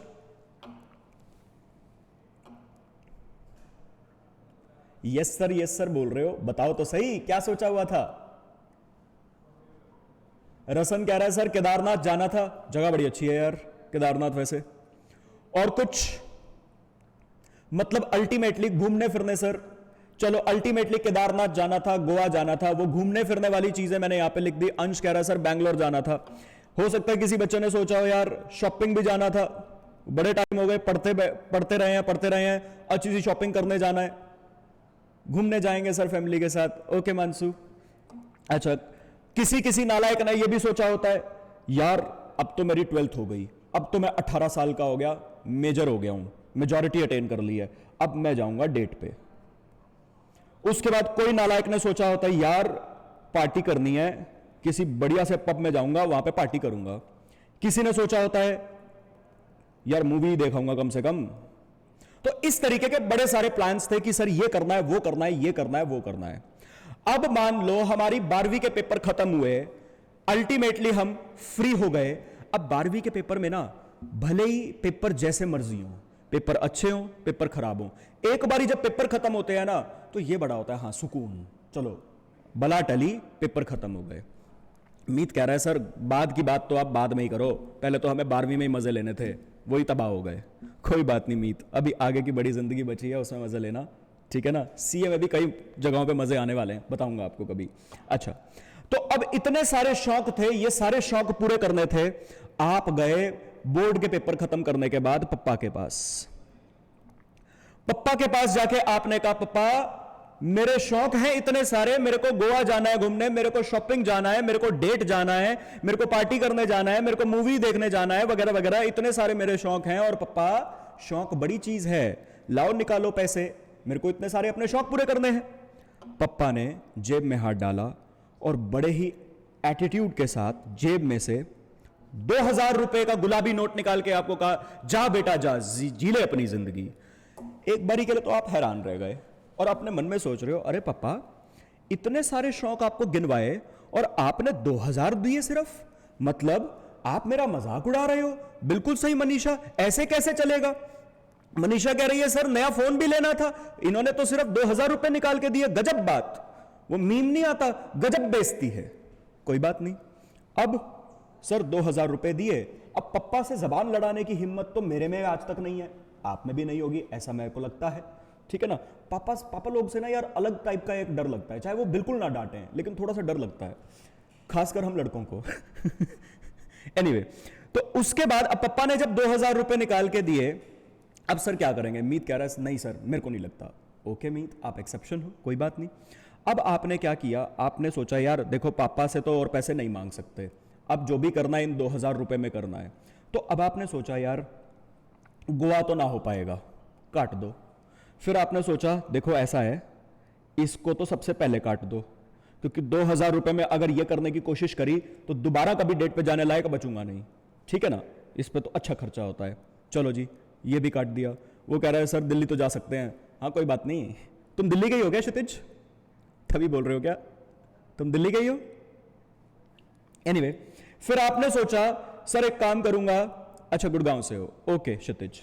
आपने सोचा यार चलो ठीक है एक मूवी देखाऊंगा, कोई दिक्कत नहीं है, ये तो मैं करके ही आ सकता हूं। फिर आपने सोचा यार पार्टी सोचा हुआ था, एक नाइट पार्टी सोचा हुआ था मैंने, तो डिस्कोथेक वगैरह में, पब वगैरह में जाके पार्टी करूंगा ऐसा सोचा हुआ था, लेकिन अब देखो 2000 में वो तो नहीं हो पाएगा। एक काम करता हूं, अपने दोस्तों को उठाता हूं और हल्दीराम ही चला जाता हूं।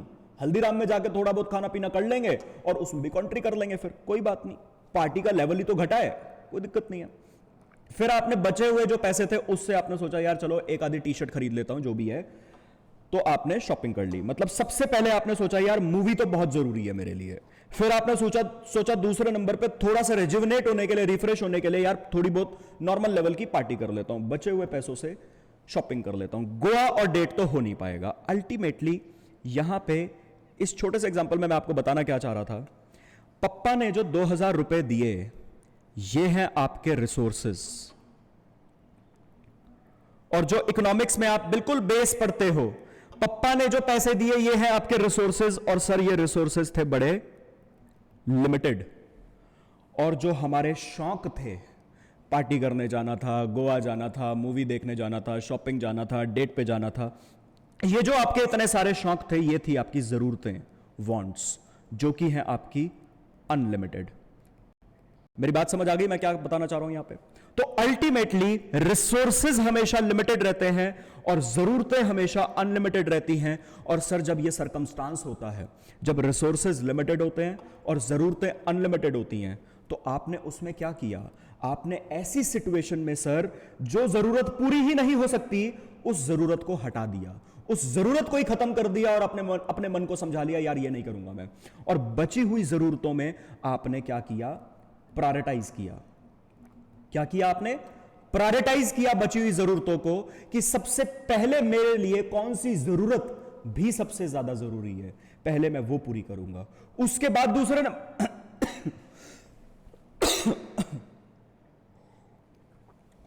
दूसरे नंबर पे मेरे लिए सबसे ज्यादा जरूरी कौन सी चीज है, फिर मैं वो करूंगा, फिर तीसरे नंबर पे, एंड सो ऑन। तो आपने यहां पे सेक्रीफाइस किया और अपनी जरूरतों को प्रायोरिटाइज किया, और अपनी जरूरतों को जब आपने प्रायोरिटाइज किया तो आपने अपने लिमिटेड रिसोर्सेज को एलोकेट किया, आपने अपने लिमिटेड रिसोर्सेज को एलोकेट किया।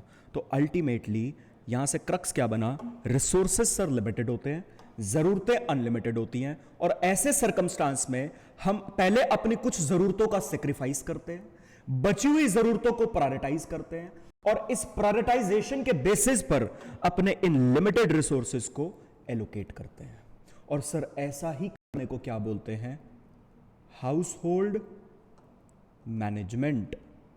सर ऐसा ही करने को क्या बोलते हैं, हाउस होल्ड मैनेजमेंट। हाँ जी, मेरे को बताइए एक बारी, यहां तक की बातें क्लियर, कोई दिक्कत, कोई परेशानी, आसान है बिल्कुल, कुछ मुश्किल तो नहीं लग रहा, नींद में तो नहीं हो, जिंदा लाशें तो नहीं बनने वाले। स्टूडेंट लाइफ में ना, स्टूडेंट में ना एक टैलेंट तो ना कूट कूट के भरा होता है। सर क्या टैलेंट, खुली आंखों से सोना।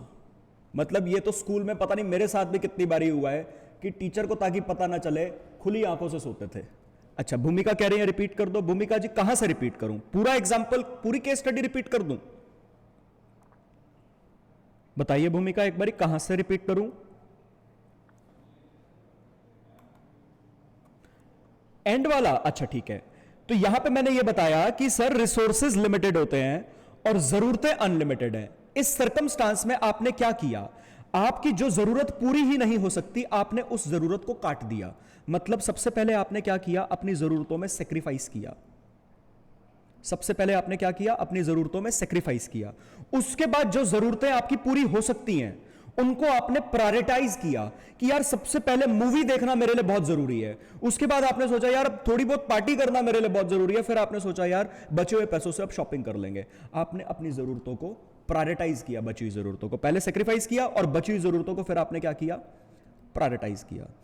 और जब आपने अपनी बची हुई जरूरतों को प्रायोरिटाइज किया, अब इन बची हुई जरूरतों को पूरा करने के लिए, जैसे मूवी देखनी है तो मूवी देखने के लिए पैसे चाहिए, तो सबसे पहले आपने 2000 रुपयों में से पैसा एलोकेट किया मूवी देखने के लिए। मान लो 400 रुपए की टिकट आई, 1600 रुपए बच गए। फिर आपने 1600 रुपए जो बचे हुए हैं उनको एलोकेट किया, 1000 रुपए मान लो आपने पार्टी करने के लिए लगा दिया। बाकी जो 600 रुपए बच गए उनको आपने एलोकेट किया, मान लो शॉपिंग करने चले गए। तो एक तरह से जब आपने प्रायोरिटाइजेशन कर ली तो आपने अपनी रिसोर्सेज को उन प्रायोरिटाइज्ड वांट्स में एलोकेट किया है। और इसी को कहते हैं हाउस होल्ड मैनेजमेंट। हां जी, ये सब मैं आपको फेयरली लिखवाऊंगा, चिंता मत करिए, अभी समझा रहा हूं। नेक्स्ट क्लास से सब कुछ लिखना हम शुरू कर देंगे। यहां पे आज की क्लास में भी मैं अंडरस्टैंडिंग आपकी पूरी बनवाना चाहता हूं। मेरे को बताइए अभी समझ आया भूमिका? हां जी, सभी को क्लियर? कोई दिक्कत, कोई डाउट? ओके भूमिका, ओके शिवांगी। भूमिका आप कहां से हो? बच्चे सोचेंगे यार ये हर क्लास में शुरू हो जाते हैं किसी ना किसी से पूछना आप कहां से हो। कोई बात नहीं, जब तक मेरे को सबका याद नहीं हो जाएगा कौन कहां से, तब तक मैं पूछता रहूंगा। ओके भूमिका, चलिए आगे बढ़ते हैं आप। अच्छा एक बात और सुनिए, सर आपको क्लियरली समझा रहे हैं। ओके शिवांगी। अच्छा, अब इसके बाद एक कीवर्ड और आपको याद रखना है, जो ये होता है रिसोर्सेज लिमिटेड, जरूरतें अनलिमिटेड। इन जरूरतों को जब हम प्रायोरिटाइज करते हैं तो उसको हम क्या बोलते हैं? अभी हमने बात करी सर, उसको बोलते हैं हाउस होल्ड मैनेजमेंट। एक सेकेंड, प्रायोरिटाइज वांट्स, ये एक तरह से होता क्या है? इकोनॉमिक्स। इकोनॉमिक्स में अल्टीमेटली हम यही करते हैं कुछ ना कुछ करके कि अपने रिसोर्सेज जो लिमिटेड हैं और जरूरतें जो अनलिमिटेड हैं, वहां पे अपनी जरूरतों को प्रायोरिटाइज करिए और कम रिसोर्सेज को उन ज्यादा जरूरतों में किसी तरीके से अलोकेट करिए। इसी को बोलते हैं इकोनॉमिक्स। और ये जो इकोनॉमिक्स है इसका एक ग्रीक वर्ड होता है, क्या शायद आपने सुना होगा पहले, इकोनॉमिया। स्पेल होता है सर ओ से, इकोनॉमिया। इकोनॉमिक्स का ही ग्रीक वर्ड है इकोनॉमिया। अभी मैं ये सब आपको फेयरली लिखवाऊंगा, बिल्कुल चिंता मत करिए, ठीक है ना? ये सारे आपके कीवर्ड्स हैं। तो इकोनॉमिक्स का ही सर एक कीवर्ड है इकोनॉमिया। और इकोनॉमिया का मतलब क्या होता है sir? Ultimately household management.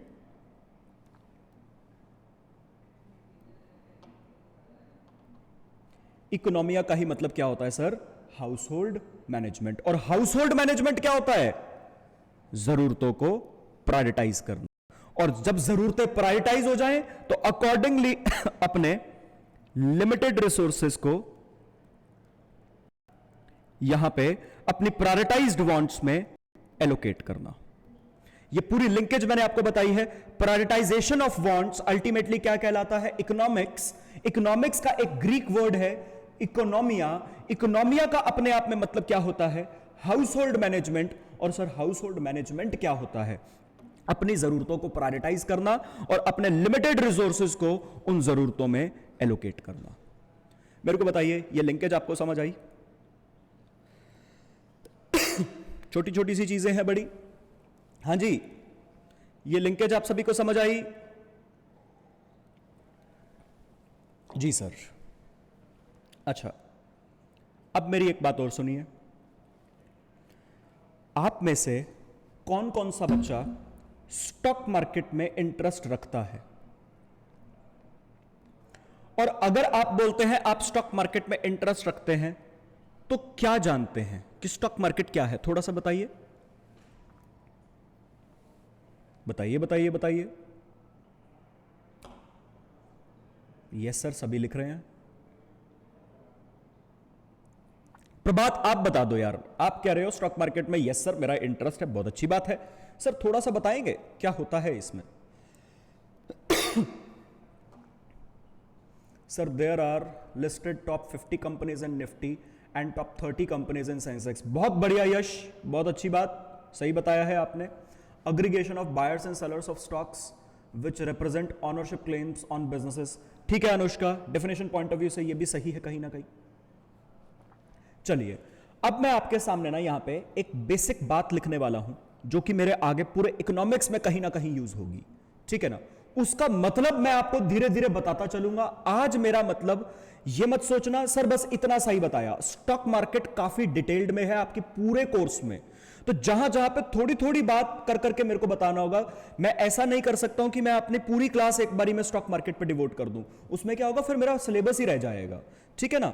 तो ये चिंता मत करना कि आपने सर थोड़ा बहुत बताया, मैं डिटेल में इसमें धीरे धीरे जहां जहां बताने की जरूरत होगी वहां वहां मैं जाऊंगा, ठीक? अब मैं आपसे जो यहां तक के लिए आपको एक बेस चाहिए उस पर छोटी सी एक बात कर रहा हूं। सर स्टॉक मार्केट में हमारे दो सबसे बड़े बड़े स्टॉक एक्सचेंजेस हैं भारत में। एक स्टॉक एक्सचेंज का नाम है, आपने सुना होगा, बॉम्बे स्टॉक एक्सचेंज और एक स्टॉक एक्सचेंज का नाम है नेशनल स्टॉक एक्सचेंज। जो बॉम्बे स्टॉक एक्सचेंज है, बॉम्बे स्टॉक एक्सचेंज के इंडेक्स का नाम है, बॉम्बे स्टॉक एक्सचेंज के इंडेक्स का नाम है सेंसेक्स। क्या होता है ये, वो मैं आपको बताऊंगा अभी। इसी तरीके से जो नेशनल स्टॉक एक्सचेंज है सर, इसके इंडेक्स का नाम है निफ्टी। क्या होता है सर सेंसेक्स, क्या होता है सर निफ्टी, बिल्कुल बताऊंगा। एक्चुअली में इन्होंने क्या किया, जो भारत की टॉप मोस्ट 50 कंपनीज हैं, जो भारत की टॉप 50 कंपनीज हैं, वो एनएससी नेशनल स्टॉक एक्सचेंज पर लिस्टेड हैं। तो जो निफ्टी है वो क्या है सर, इन 50 कंपनीज जो नेशनल स्टॉक एक्सचेंज पर लिस्टेड हैं, हर कंपनी का अपना अपना प्राइस होगा, हर कंपनी के शेयर का अपना अपना एक इंडिविजुअल प्राइस होगा, उन सभी का एक एवरेज भाव, उन सभी का एक एवरेज प्राइस निफ्टी का भाव बनता है। मैं अभी आपको मार्केट में दिखाता हूं, मेरी बात समझ आई? स्टॉक मार्केट में जो पूरे भारत की टॉप 50 कंपनीज हैं वो नेशनल स्टॉक एक्सचेंज पर लिस्टेड हैं और हर कंपनी के अपने अपने शेयर का इंडिविजुअल प्राइस का ऑन एन एवरेज पूरे निफ्टी का प्राइस बनता है और उसको बोलते हैं निफ्टी। एक इंडेक्स है एनएससी का। एक तरह से पूरा निफ्टी बढ़ता है तो हम कहते हैं कि निफ्टी में जो 50 कंपनीज हैं ऑन एन एवरेज सबका प्राइस बढ़ रहा है। पूरा निफ्टी है तो हम एक कह सकते हैं कि निफ्टी में नेशनल स्टॉक एक्सचेंज पर जो 50 कंपनीज लिस्टेड हैं ऑन एन एवरेज सबका प्राइस घट रहा है। आपकी अंडरस्टैंडिंग के लिए अभी के लिए इतना जरूर बताऊंगा कि सर मैंने जो यहां पे लिखा है ना कि सभी के प्राइसेस का एवरेज होता है निफ्टी का भाव, सर ये सिंपल एवरेज नहीं होता है। ये सर वेटेड एवरेज, उसका फिर कुछ लाइन एवरेज होता है और जो लाइन एवरेज होता है उसका फिर कुछ ट्रेंड एवरेज निकालते हैं। मतलब ये एवरेज होता है लेकिन जैसे आप सिंपल एवरेज करते हो सबको ऐड करके डिवाइडेड बाय एन, वो नहीं होता है। वो क्या होता है वो अभी धीरे धीरे आगे बात करेंगे। पहले मेरे को बताओ निफ्टी की जो मैंने यहां पे छोटी सी एक बात करी वो आपको समझ आई? इतनी बात में कोई दिक्कत? लविश क्या पार्ट रिपीट करूं, मेरे को एक बार डाउट बताइए। डाउट के अकॉर्डिंग लविश मैं एक बार रिपीट करता हूं, बताइए एक बारी।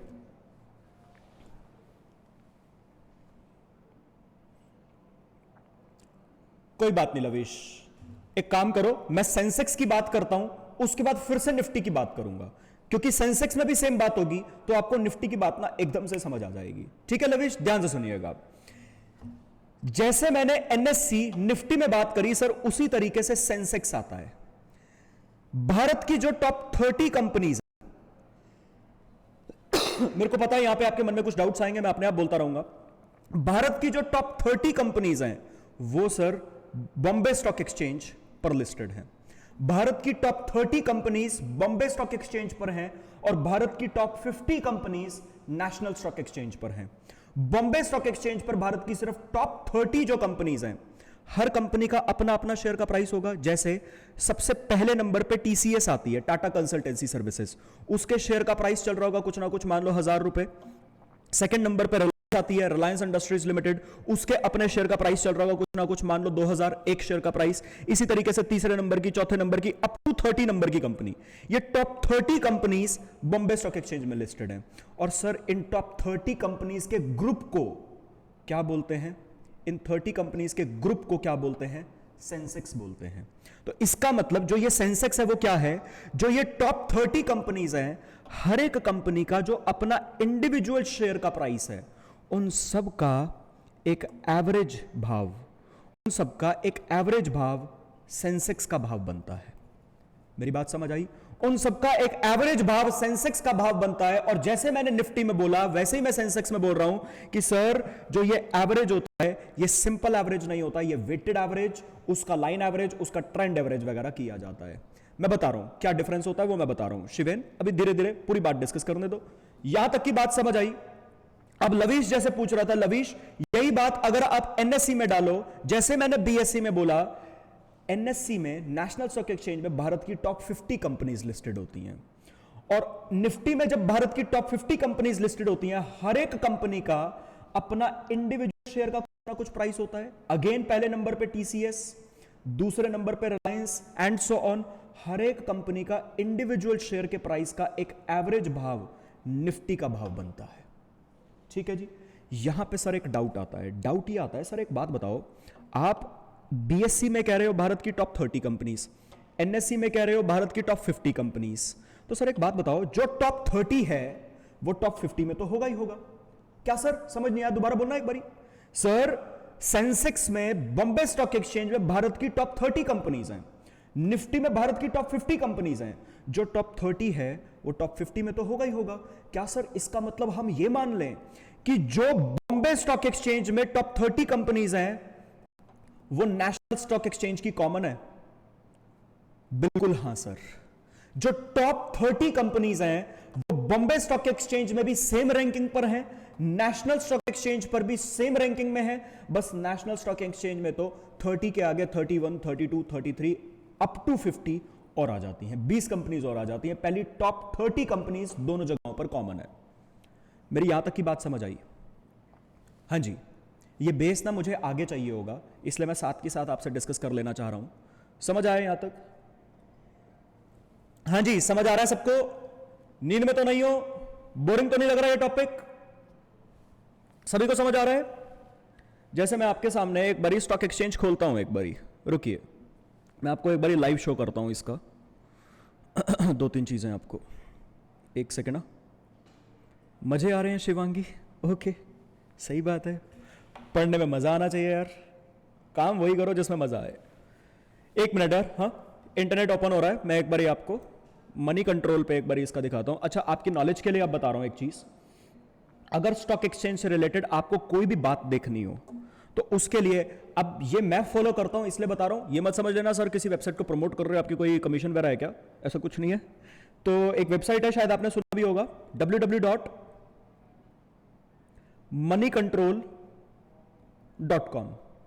ये बहुत अच्छी वेबसाइट है, स्टॉक मार्केट की रियल टाइम अगर आपको न्यूज वगैरह चाहिए तो बहुत अच्छे से ये लोग न्यूज देते हैं उसमें। और ये मेरा नेट अभी दिक्कत कर रहा है, कोई बात नहीं, जब ओपन होगा तो मैं आपको बता दूंगा, एक बारी इंटरनेट पे भी आपको दिखा दूंगा इस पे किस तरीके से सेंसेक्स वगैरह, निफ्टी वगैरह है लाइव एक बारी, क्योंकि उससे फिर एकदम प्रैक्टिकल एक्सपीरियंस आपको मिल जाएगा। एनीवे, आगे की बात करते हैं। सर अभी मैंने यहां पे ये बात करी कि बॉम्बे स्टॉक एक्सचेंज में जो टॉप 30 कंपनीज है वही नेशनल स्टॉक एक्सचेंज पे टॉप 30 कंपनीज होती हैं। अब होता क्या है, पहली बात एक सवाल आता है, सर ये टॉप 30 कंपनीज होंगी, ये कंपनीज होंगी, ये बात डिसाइड कौन करता है?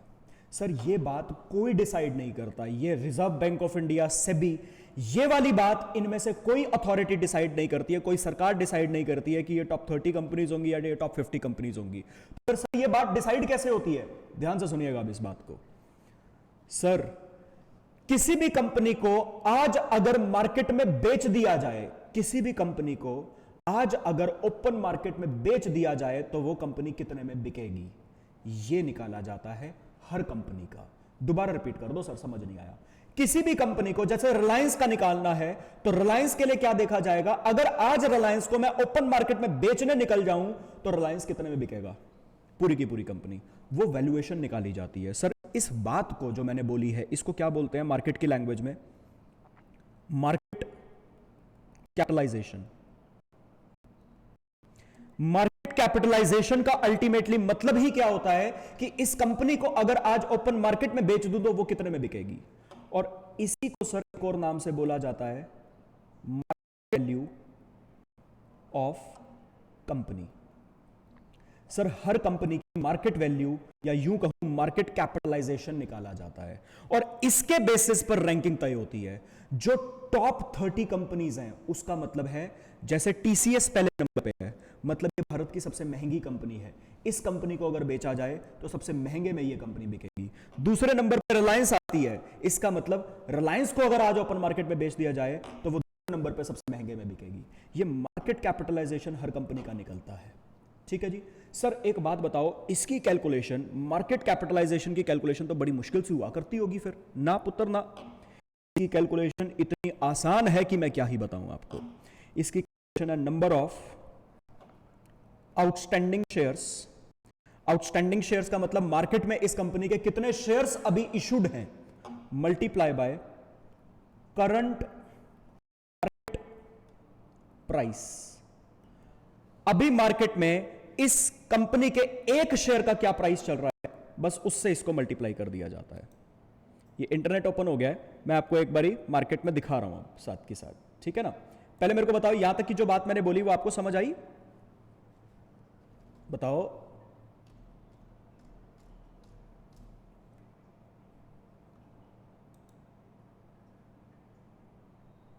जी सर, ओके जी। देखिए ये आपको अपनी स्क्रीन पे वेबसाइट दिख रही होगी, मनी कंट्रोल। इसमें अगर आप देखेंगे, अभी ये ओपन हो रहा है, इसमें अगर आप देखेंगे जहां पे मेरा कर्सर है बिल्कुल टॉप पे, यहां पे लिखा हुआ है search quotes, news, mutual funds, NAVs. आपको किसी भी कंपनी के बारे में ढूंढना हो, आप यहां पे उस कंपनी का नाम लिखेंगे, ठीक है ना। अब जैसे मैं आपको यहां पे दिखाता हूं मार्केट के इंडेक्स, एक बारी दिखाता हूं आपको, इंडियन इंडाइसेस। एक सेकेंड,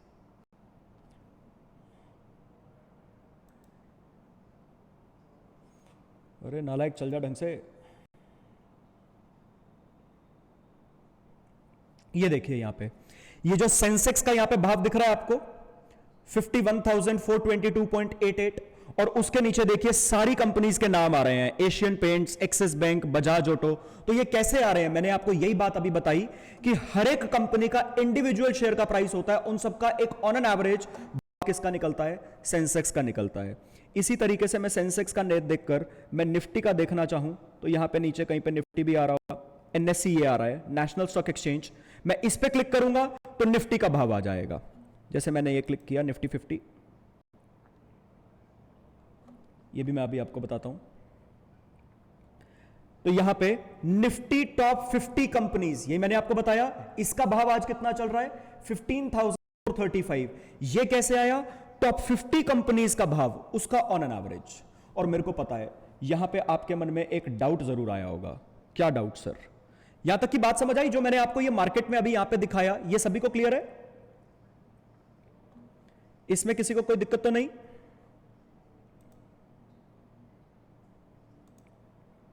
हाँ जी, हाँ सर, ये तो हम पहले भी देखते आए हैं, हमें पता है ये। ओके, एक सेकेंड ना।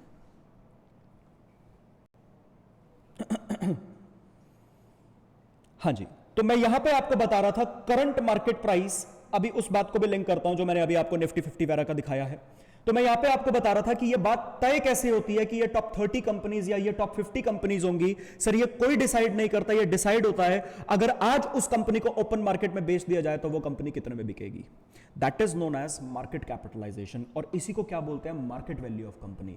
और सर ये निकाला कैसे जाता है, एक कंपनी के आउटस्टैंडिंग शेयर्स, मार्केट में उस कंपनी के कितने शेयर्स हैं, multiply by current market price. अभी ना जो मैंने निफ्टी और सेंसेक्स का आपको खोल के दिखाया उसमें मैंने सिर्फ आपको मेन भाव चेक करवा दिया। उसके आगे अगर आपने देखा होगा नीचे बड़े सारे कंपनीज के नाम लिख रखे थे और उनके आगे ना पूरा एक चार्ट सा बना हुआ था, पता नहीं क्या कुछ लिखा हुआ था। एक एक करके धीरे धीरे धीरे धीरे एक एक चीज आपको समझ आएगी, ठीक है ना। ये सब आपके सिलेबस में होगा। एनीवे, तो सर इसके बेसिस पर ये मार्केट कैपिटलाइजेशन निकाली जाती है। मान लीजिए किसी कंपनी के 1000 शेयर्स मार्केट में इशूड हैं और उस कंपनी का अभी का एट प्रेजेंट भाव, एट प्रेजेंट प्राइस मान लो स्टॉक मार्केट में 100 रुपए चल रहा है, तो मल्टीप्लाई करके इस कंपनी की वैल्यू कितनी आएगी, 1 लाख रुपए। तो ये 1 लाख रुपए क्या है, इस कंपनी की मार्केट वैल्यू या मार्केट कैपिटलाइजेशन। इसी तरीके से बाकी सारी कंपनीज का निकाला जाएगा और जो टॉप 50 मार्केट कैपिटलाइजेशंस होंगी वो निफ्टी में जाएंगी, जो टॉप 30 मार्केट वैल्यूज होंगी वो सेंसेक्स में जाएंगी। और सर यहां से एक क्रक्स और निकलता है, ये जो स्टॉक मार्केट में प्राइस होता है 100 रुपए क्या है, current market price, at present एक शेयर का क्या भाव चल रहा है।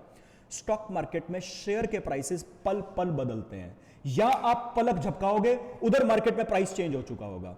मैं ना अभी आज आपको लाइव मार्केट नहीं दिखा पाया क्योंकि आज सैटरडे है और सैटरडे और संडे को मार्केट बंद होती है, मंडे टू फ्राइडे मार्केट चलती है। जो मेरी नेक्स्ट वीक की क्लास होगी ना ट्यूसडे की, उसमें मैं आपको ना लाइव मार्केट भी एक बार दिखाऊंगा, ठीक है ना।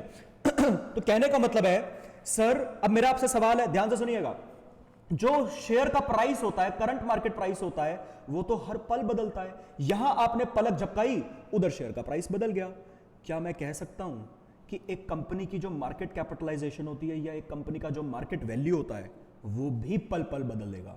इधर आप चुटकी बजाओगे उधर उस कंपनी की मार्केट वैल्यू या मार्केट कैपिटलाइजेशन बदल चुकी होगी, हां के ना, बताइए बताइए बताइए। क्या सभी नालायक सो गए? बच्चे कह रहे हैं ओके जी सर। तो कहने का मतलब है sir, number of shares multiply by current market price करके मार्केट वैल्यू निकलता है, और अगर प्राइस बदलेगा, जब प्राइस बदलेगा चुटकी बजाते ही, तो सर ये मल्टीप्लिकेशन की वैल्यू बदल जाएगी और अल्टीमेटली मार्केट कैपिटलाइजेशन बदल जाएगी। इसलिए आप नोटिस करिएगा आगे आने वाले टाइम में, धीरे धीरे मैं ऐसी और बातें आपको बता दूं तो आप नोटिस करिएगा, रैंकिंग जो होती है कंपनी की, आज अगर कोई कंपनी पहले नंबर पे हो सकता है कल ना हो, कल छोड़ो हो सकता है आज ही 5 मिनट बाद वो पहले नंबर पे ना हो, क्योंकि मार्केट वैल्यूज बदलती रहती हैं। अब ना यहां से अगर आप न्यूज देखें या आपके पापा घर पे न्यूज देख रहे हो, कोई भी बड़ा घर पे न्यूज देख रहा हो, तो न्यूज चैनल पे नोटिस करना, जो भी स्टॉक मार्केट की जब भी न्यूज आती है ना, वो बार बार ना एक बात बोलते हैं, इस कंपनी का मार्केट कैप इतना हो गया, इस कंपनी का मार्केट कैप बढ़ गया, इस कंपनी का मार्केट कैप घट गया। Market cap is the short form of market capitalisation. मेरी बात समझ आई? Market cap is the short form of market capitalisation. अब अगर आपसे कोई पूछे, मान लो भाई बहन पापा ही आपसे आके पूछे, न्यूज चल रही है और न्यूज में एंकर चिल्ला चिल्ला कर बोल रहा है, अरे इस कंपनी का मार्केट कैप गिर गया, इस कंपनी का मार्केट कैप गिर गया, और पापा पूछे तू सीए कर रहा है, तेरे को पता है ये क्या होता है? बता पाएंगे? हाँ जी, क्या बता पाएंगे मार्केट कैप क्या होता है? बिल्कुल बता पाएंगे सर। क्या बताएंगे? पापा मार्केट कैप होता है मार्केट कैपिटलाइजेशन, जिसका मतलब होता है उस कंपनी की मार्केट वैल्यू, जिसका मतलब होता है आज अगर इस कंपनी को मार्केट में बेच दिया जाए तो कितने में बिकेगी। और पापा मैं तुमको इसकी कैलकुलेशन बताता हूं, उस कंपनी के कितने शेयर्स हैं मल्टीप्लाई बाय एक शेयर का प्राइस। और पापा अभी अगर ये बड़ा है, हो सकता है आगे ये गिर भी जाए, शेयर का प्राइस गिरेगा, वैल्यू गिर जाएगी।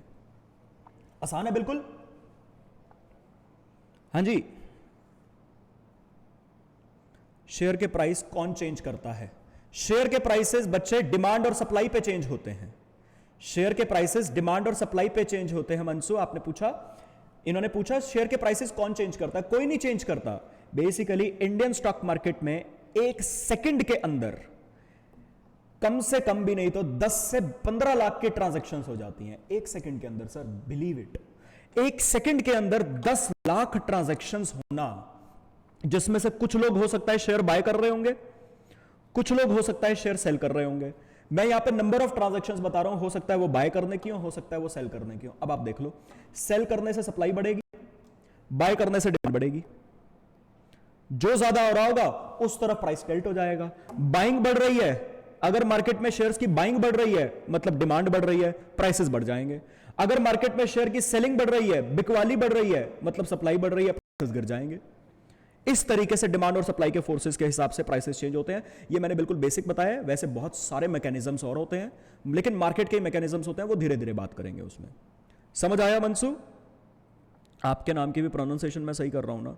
शेयर बाय और सेल कौन और कैसे करता है सर? बेटा हम लोग करते हैं, जो इन्वेस्टर होता है। कैसी कैसी बातें, ऐसी बातें मत पूछो बच्चे, ये तो बड़ा ही अजीब सा डाउट है। आप पूछ रहे हो शेयर बाय और सेल कौन करता है और कैसे करता है? बेटा मार्केट में बाय और सेल करने के लिए आपको, इस बारे में मैं डिटेल में अलग से बात करूंगा, अभी मैं स्टॉक मार्केट की कॉन्सेप्ट्स की बात कर रहा हूं। स्टॉक मार्केट में इन्वेस्टमेंट करने के लिए आपको डीमैट अकाउंट खुलवाना पड़ता है। जैसे आप एक बैंक अकाउंट खुलवाते हैं, इसी तरीके से आपको एक डीमैट अकाउंट, मैं एक काम करूंगा बिस्मनप्रीत, एक सेकंड रुको। मंसू जो आपने पूछा ना, मैं एक काम करूंगा, एक दो क्लासेस बाद ना मैं अपना 15 से 20 मिनट ना इसके बेसिक पर कि कैसे इन्वेस्टमेंट करते हैं, जैसे मैंने यहां पे बोल दिया डीमैट अकाउंट खुलवाना पड़ता है, मेरे को मालूम है आपके मन में आएगा कि डीमैट अकाउंट सर फिर कहां से खुलवाते हैं, कैसे खुलवाते हैं, मैं ये सारा आपको समझाऊंगा, ठीक है ना? क्योंकि मेरे को रियलाइज हो रहा है ये काफी बच्चों के मन में होगा, ठीक है ना? तो मैं एक काम करूंगा, इस पे 15 से 20 मिनट स्पेसिफिकली डिवोट करूंगा। ऑल्दो अभी के लिए मंसू, जैसे फॉर एग्जांपल मेरे को शेयर्स खरीदने हैं, आपको शेयर्स खरीदने हैं, आप भी खरीद सकते हो, आप भी शेयर्स में इन्वेस्टमेंट कर सकते हो, कोई भी कर सकता है, इंडियन अगर है तो वो कोई भी कर सकता है। तो आपको एक डीमैट अकाउंट खुलवाना पड़ता है, बिल्कुल जैसे एक नॉर्मल बैंक अकाउंट होता है वैसे ही डीमैट अकाउंट खुलता है, लेकिन ये डीमैट अकाउंट किसी बैंक से नहीं, ये एक स्टॉक ब्रोकर से खुलवाना पड़ता है। एक स्टॉक ब्रोकर से आपका डीमैट अकाउंट खुलता है और इस डीमैट अकाउंट के थ्रू आप अपने पैसे, कोई ना कोई आपका बैंक अकाउंट, मान लो आपका normal bank account, saving account, मान लो आपका HDFC बैंक में है, तो आप अपना नॉर्मल सेविंग बैंक अकाउंट जो HDFC में है उसको लिंक करवाते हो डीमैट अकाउंट से। ये एक तरह से बिल्कुल ऐसा हो गया डीमैट अकाउंट जैसे आपका पेटीएम का वॉलेट नहीं होता। अल्टीमेटली पेमेंट करनी है पेटीएम से, लेकिन पेटीएम में भी पैसे कहां से डालते हो? अपने नॉर्मल बैंक अकाउंट से। वही चीज होती है कि आपने अपना normal bank account demat account से लिंक कर दिया, आप अपने नॉर्मल बैंक अकाउंट से पैसे डालते हो डीमैट अकाउंट में, और यहां पे वो पैसे रिफ्लेक्ट करते हैं और फिर डीमैट अकाउंट के थ्रू आप शेयर्स को बाय सेल करते हो, बाय एंड सेल। समझ आया मंसू? ये बिल्कुल बेसिक अभी तक समझ आया?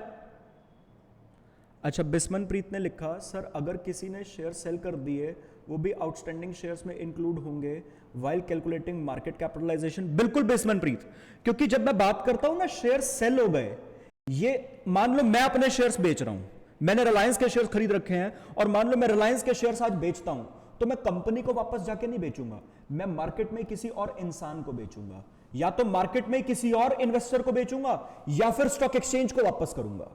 मेरी बात समझ आई?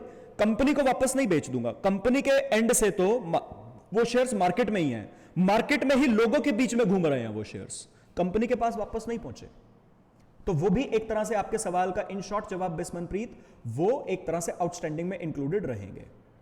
हां प्रभत, मेरे को थोड़ा शौक है इसका। ठीक है मंसू, आपको भी समझ आया? बिस्मनप्रीत आपको भी समझ आया? ओके जी। अच्छा, अब यहां पर एक क्वेरी मैं आपके सामने रेज कर रहा हूं, ठीक है ना? उसका जवाब मैं चाहता हूं आप नेक्स्ट क्लास में ढूंढ के आए। उसका जवाब मैं क्या चाहता हूं, आप नेक्स्ट क्लास में ढूंढ के आए, ऑल्दो मैं तो बताऊंगा ही। सर क्वेरी मेरी ये है, जो सेंसेक्स है, ध्यान से सुनिएगा, जो सेंसेक्स है वो बॉम्बे स्टॉक एक्सचेंज का इंडेक्स है और इसमें कितनी कंपनीज है? 30 कंपनीज। और जो निफ्टी है ये नेशनल स्टॉक एक्सचेंज का इंडेक्स है। वैसे जो ये निफ्टी है ना, ये पता कैसे बना? पूरा नाम है नेशनल 50। पूरा नाम क्या है इसका? नेशनल 50। इन्होंने क्या किया, नेशनल का एन उठा लिया और 50 में से एफ हटा दिया, इफ्टी उठा लिया, तो बना दिया निफ्टी। इसलिए इसको पूरा पता क्या बोला जाता है? पूरा प्रोनाउंस उसको किया जाता है निफ्टी 50। निफ्टी 50 का मतलब नेशनल की 50 कंपनीज। समझ आई? ये आपके अंडर नॉलेज के लिए थी ये बात जस्ट, तभी आप मार्केट में भी अगर देखोगे वहां पे निफ्टी 50 लिखा होगा, दैट इज नेशनल 50। अच्छा, तो सर बॉम्बे स्टॉक एक्सचेंज का इंडेक्स सेंसेक्स है जिसमें 30 कंपनीज हैं, नेशनल स्टॉक एक्सचेंज का इंडेक्स है निफ्टी जिसमें 50 कंपनीज हैं। लेकिन सर एक बात बताओ, ये मैं आपसे पूछ रहा हूं, अभी सर जब आपने मनी कंट्रोल खोला और उसमें आपने मार्केट का भाव दिखाया, निफ्टी का भाव अराउंड 15,000 चल रहा था, निफ्टी का भाव अराउंड 15,000, आगे 15,000 समथिंग था। इसी तरीके से सर सेंसेक्स जिसमें 30 कंपनीज हैं, इसका भाव 51,000 चल रहा था। आई गेस मोस्टली बच्चे शायद मेरी क्वेरी समझ गए होंगे। मेरी क्वेरी ये है, सेंसेक्स में सिर्फ 30 कंपनीज हैं, फिर भी इसका भाव 51,000, निफ्टी में 50 कंपनीज हैं, फिर भी इसका भाव 15,000। 50 ज्यादा कंपनीज, भाव सिर्फ 15,000। सेंसेक्स में सिर्फ 30 कंपनीज, कम कंपनीज, फिर भी भाव 51,000। बिल्कुल सही, यश ने तो आज ही जवाब दे दिया। यश ने कहा ऐसी की तैसी, मैं तो अभी जवाब दूंगा। और कोई बच्चा बता सकता है? या सर जो यश ने कहा है वही मान लो, अब आपने कह दिया वो सही है तो। बिल्कुल सही यश ने जवाब दिया है। सर जो बॉम्बे स्टॉक एक्सचेंज है that is oldest stock exchange. Bombay stock exchange sir last की 20 अच्छी नहीं होंगी। नहीं लविश, ये रीजन नहीं है। भारत की टॉप 50 कंपनीज हैं, वो टॉप 30 से अच्छी नहीं है लेकिन टॉप 50 में है सर। मतलब भारत में पता नहीं कितने हजार कंपनीज हैं, उसमें से टॉप 50 में है। तो ऐसा नहीं कह सकते कि वो बाकी की 20 अच्छी नहीं होंगी, ऐसा नहीं है। एक्चुअली में जो सेंसेक्स है वो ओल्डेस्ट स्टॉक एक्सचेंज है। इनफैक्ट एशिया का सबसे पुराना स्टॉक एक्सचेंज है ये, one of the oldest stock exchange. और जो निफ्टी है वो कंपैरेटिवली न्यू है। तो अब समझिए, निफ्टी भी जब शुरू हुआ तो 100 पॉइंट से शुरू हुआ, सेंसेक्स भी जब शुरू हुआ था तो वो भी 100 पॉइंट से शुरू हुआ था। अब क्या होता है, जो सेंसेक्स है वो 100 पॉइंट से शुरू हुआ, बढ़ता गया, कभी गिरा। जैसे इसका ग्राफ इस तरीके से, अगर आपने स्टॉक मार्केट में देखा हो, इस तरीके से कुछ ग्राफ बनता है। मैं आपको लाइव नेक्स्ट क्लास में दिखाऊंगा। कभी घटा, फिर बढ़ा, फिर घटा, फिर बढ़ा, फिर घटा, फिर बढ़ा, इस तरीके से ऐसे चलता रहा, बढ़ता गया इस तरीके से। मतलब कभी शेयर का प्राइस गिरता है, कभी बढ़ता है, कभी गिरता है, कभी बढ़ता है। लॉन्ग टर्म में अगर देखा जाए तो वो बढ़ता ही है, ये इसकी ट्रेंड लाइन बन जाती है। अभी डिटेल में भी मैं इस बारे में बात करूंगा, चिंता मत करिए। मैं यहां पे सिर्फ आपको बताना क्या चाह रहा हूं, सेंसेक्स शुरू हुआ 1987 में, आज चल रहा है 2021। कितने साल बढ़ा ये? 100 पॉइंट से शुरू हुआ लेकिन कितने साल बढ़ा? 13 साल और 21 साल। सर 34 ईयर्स बढ़ा। समझ आया? इसी तरीके से जो निफ्टी है उसको अभी 20 साल पूरे हुए हैं। एग्जाम्पल के लिए निफ्टी भी 100 से शुरू हुआ, बढ़ता गया, कभी घटा, कभी बढ़ा, कभी घटा, लेकिन आज 2021 चल रहा है। कितना बढ़ा होगा? 100 पॉइंट से शुरू हुआ और मान लो ये 2000 में शुरू हुआ, तो ये कितने साल बढ़ा? 21 साल बढ़ा। रीजन समझ में आया आपको सबको? निफ्टी में भले ही 50 कंपनीज हैं लेकिन पूरा निफ्टी सिर्फ 100 पॉइंट से शुरू हुआ था और वो 21 साल बढ़ा, तो कंपैरेटिवली अभी 15,000 पे पहुंचा है। सेंसेक्स 34 इयर्स बढ़ा है 100 पॉइंट से, इसलिए वो आज 51,000 पे पहुंच चुका है। हाँ जी, क्लियर हुआ सबको? ये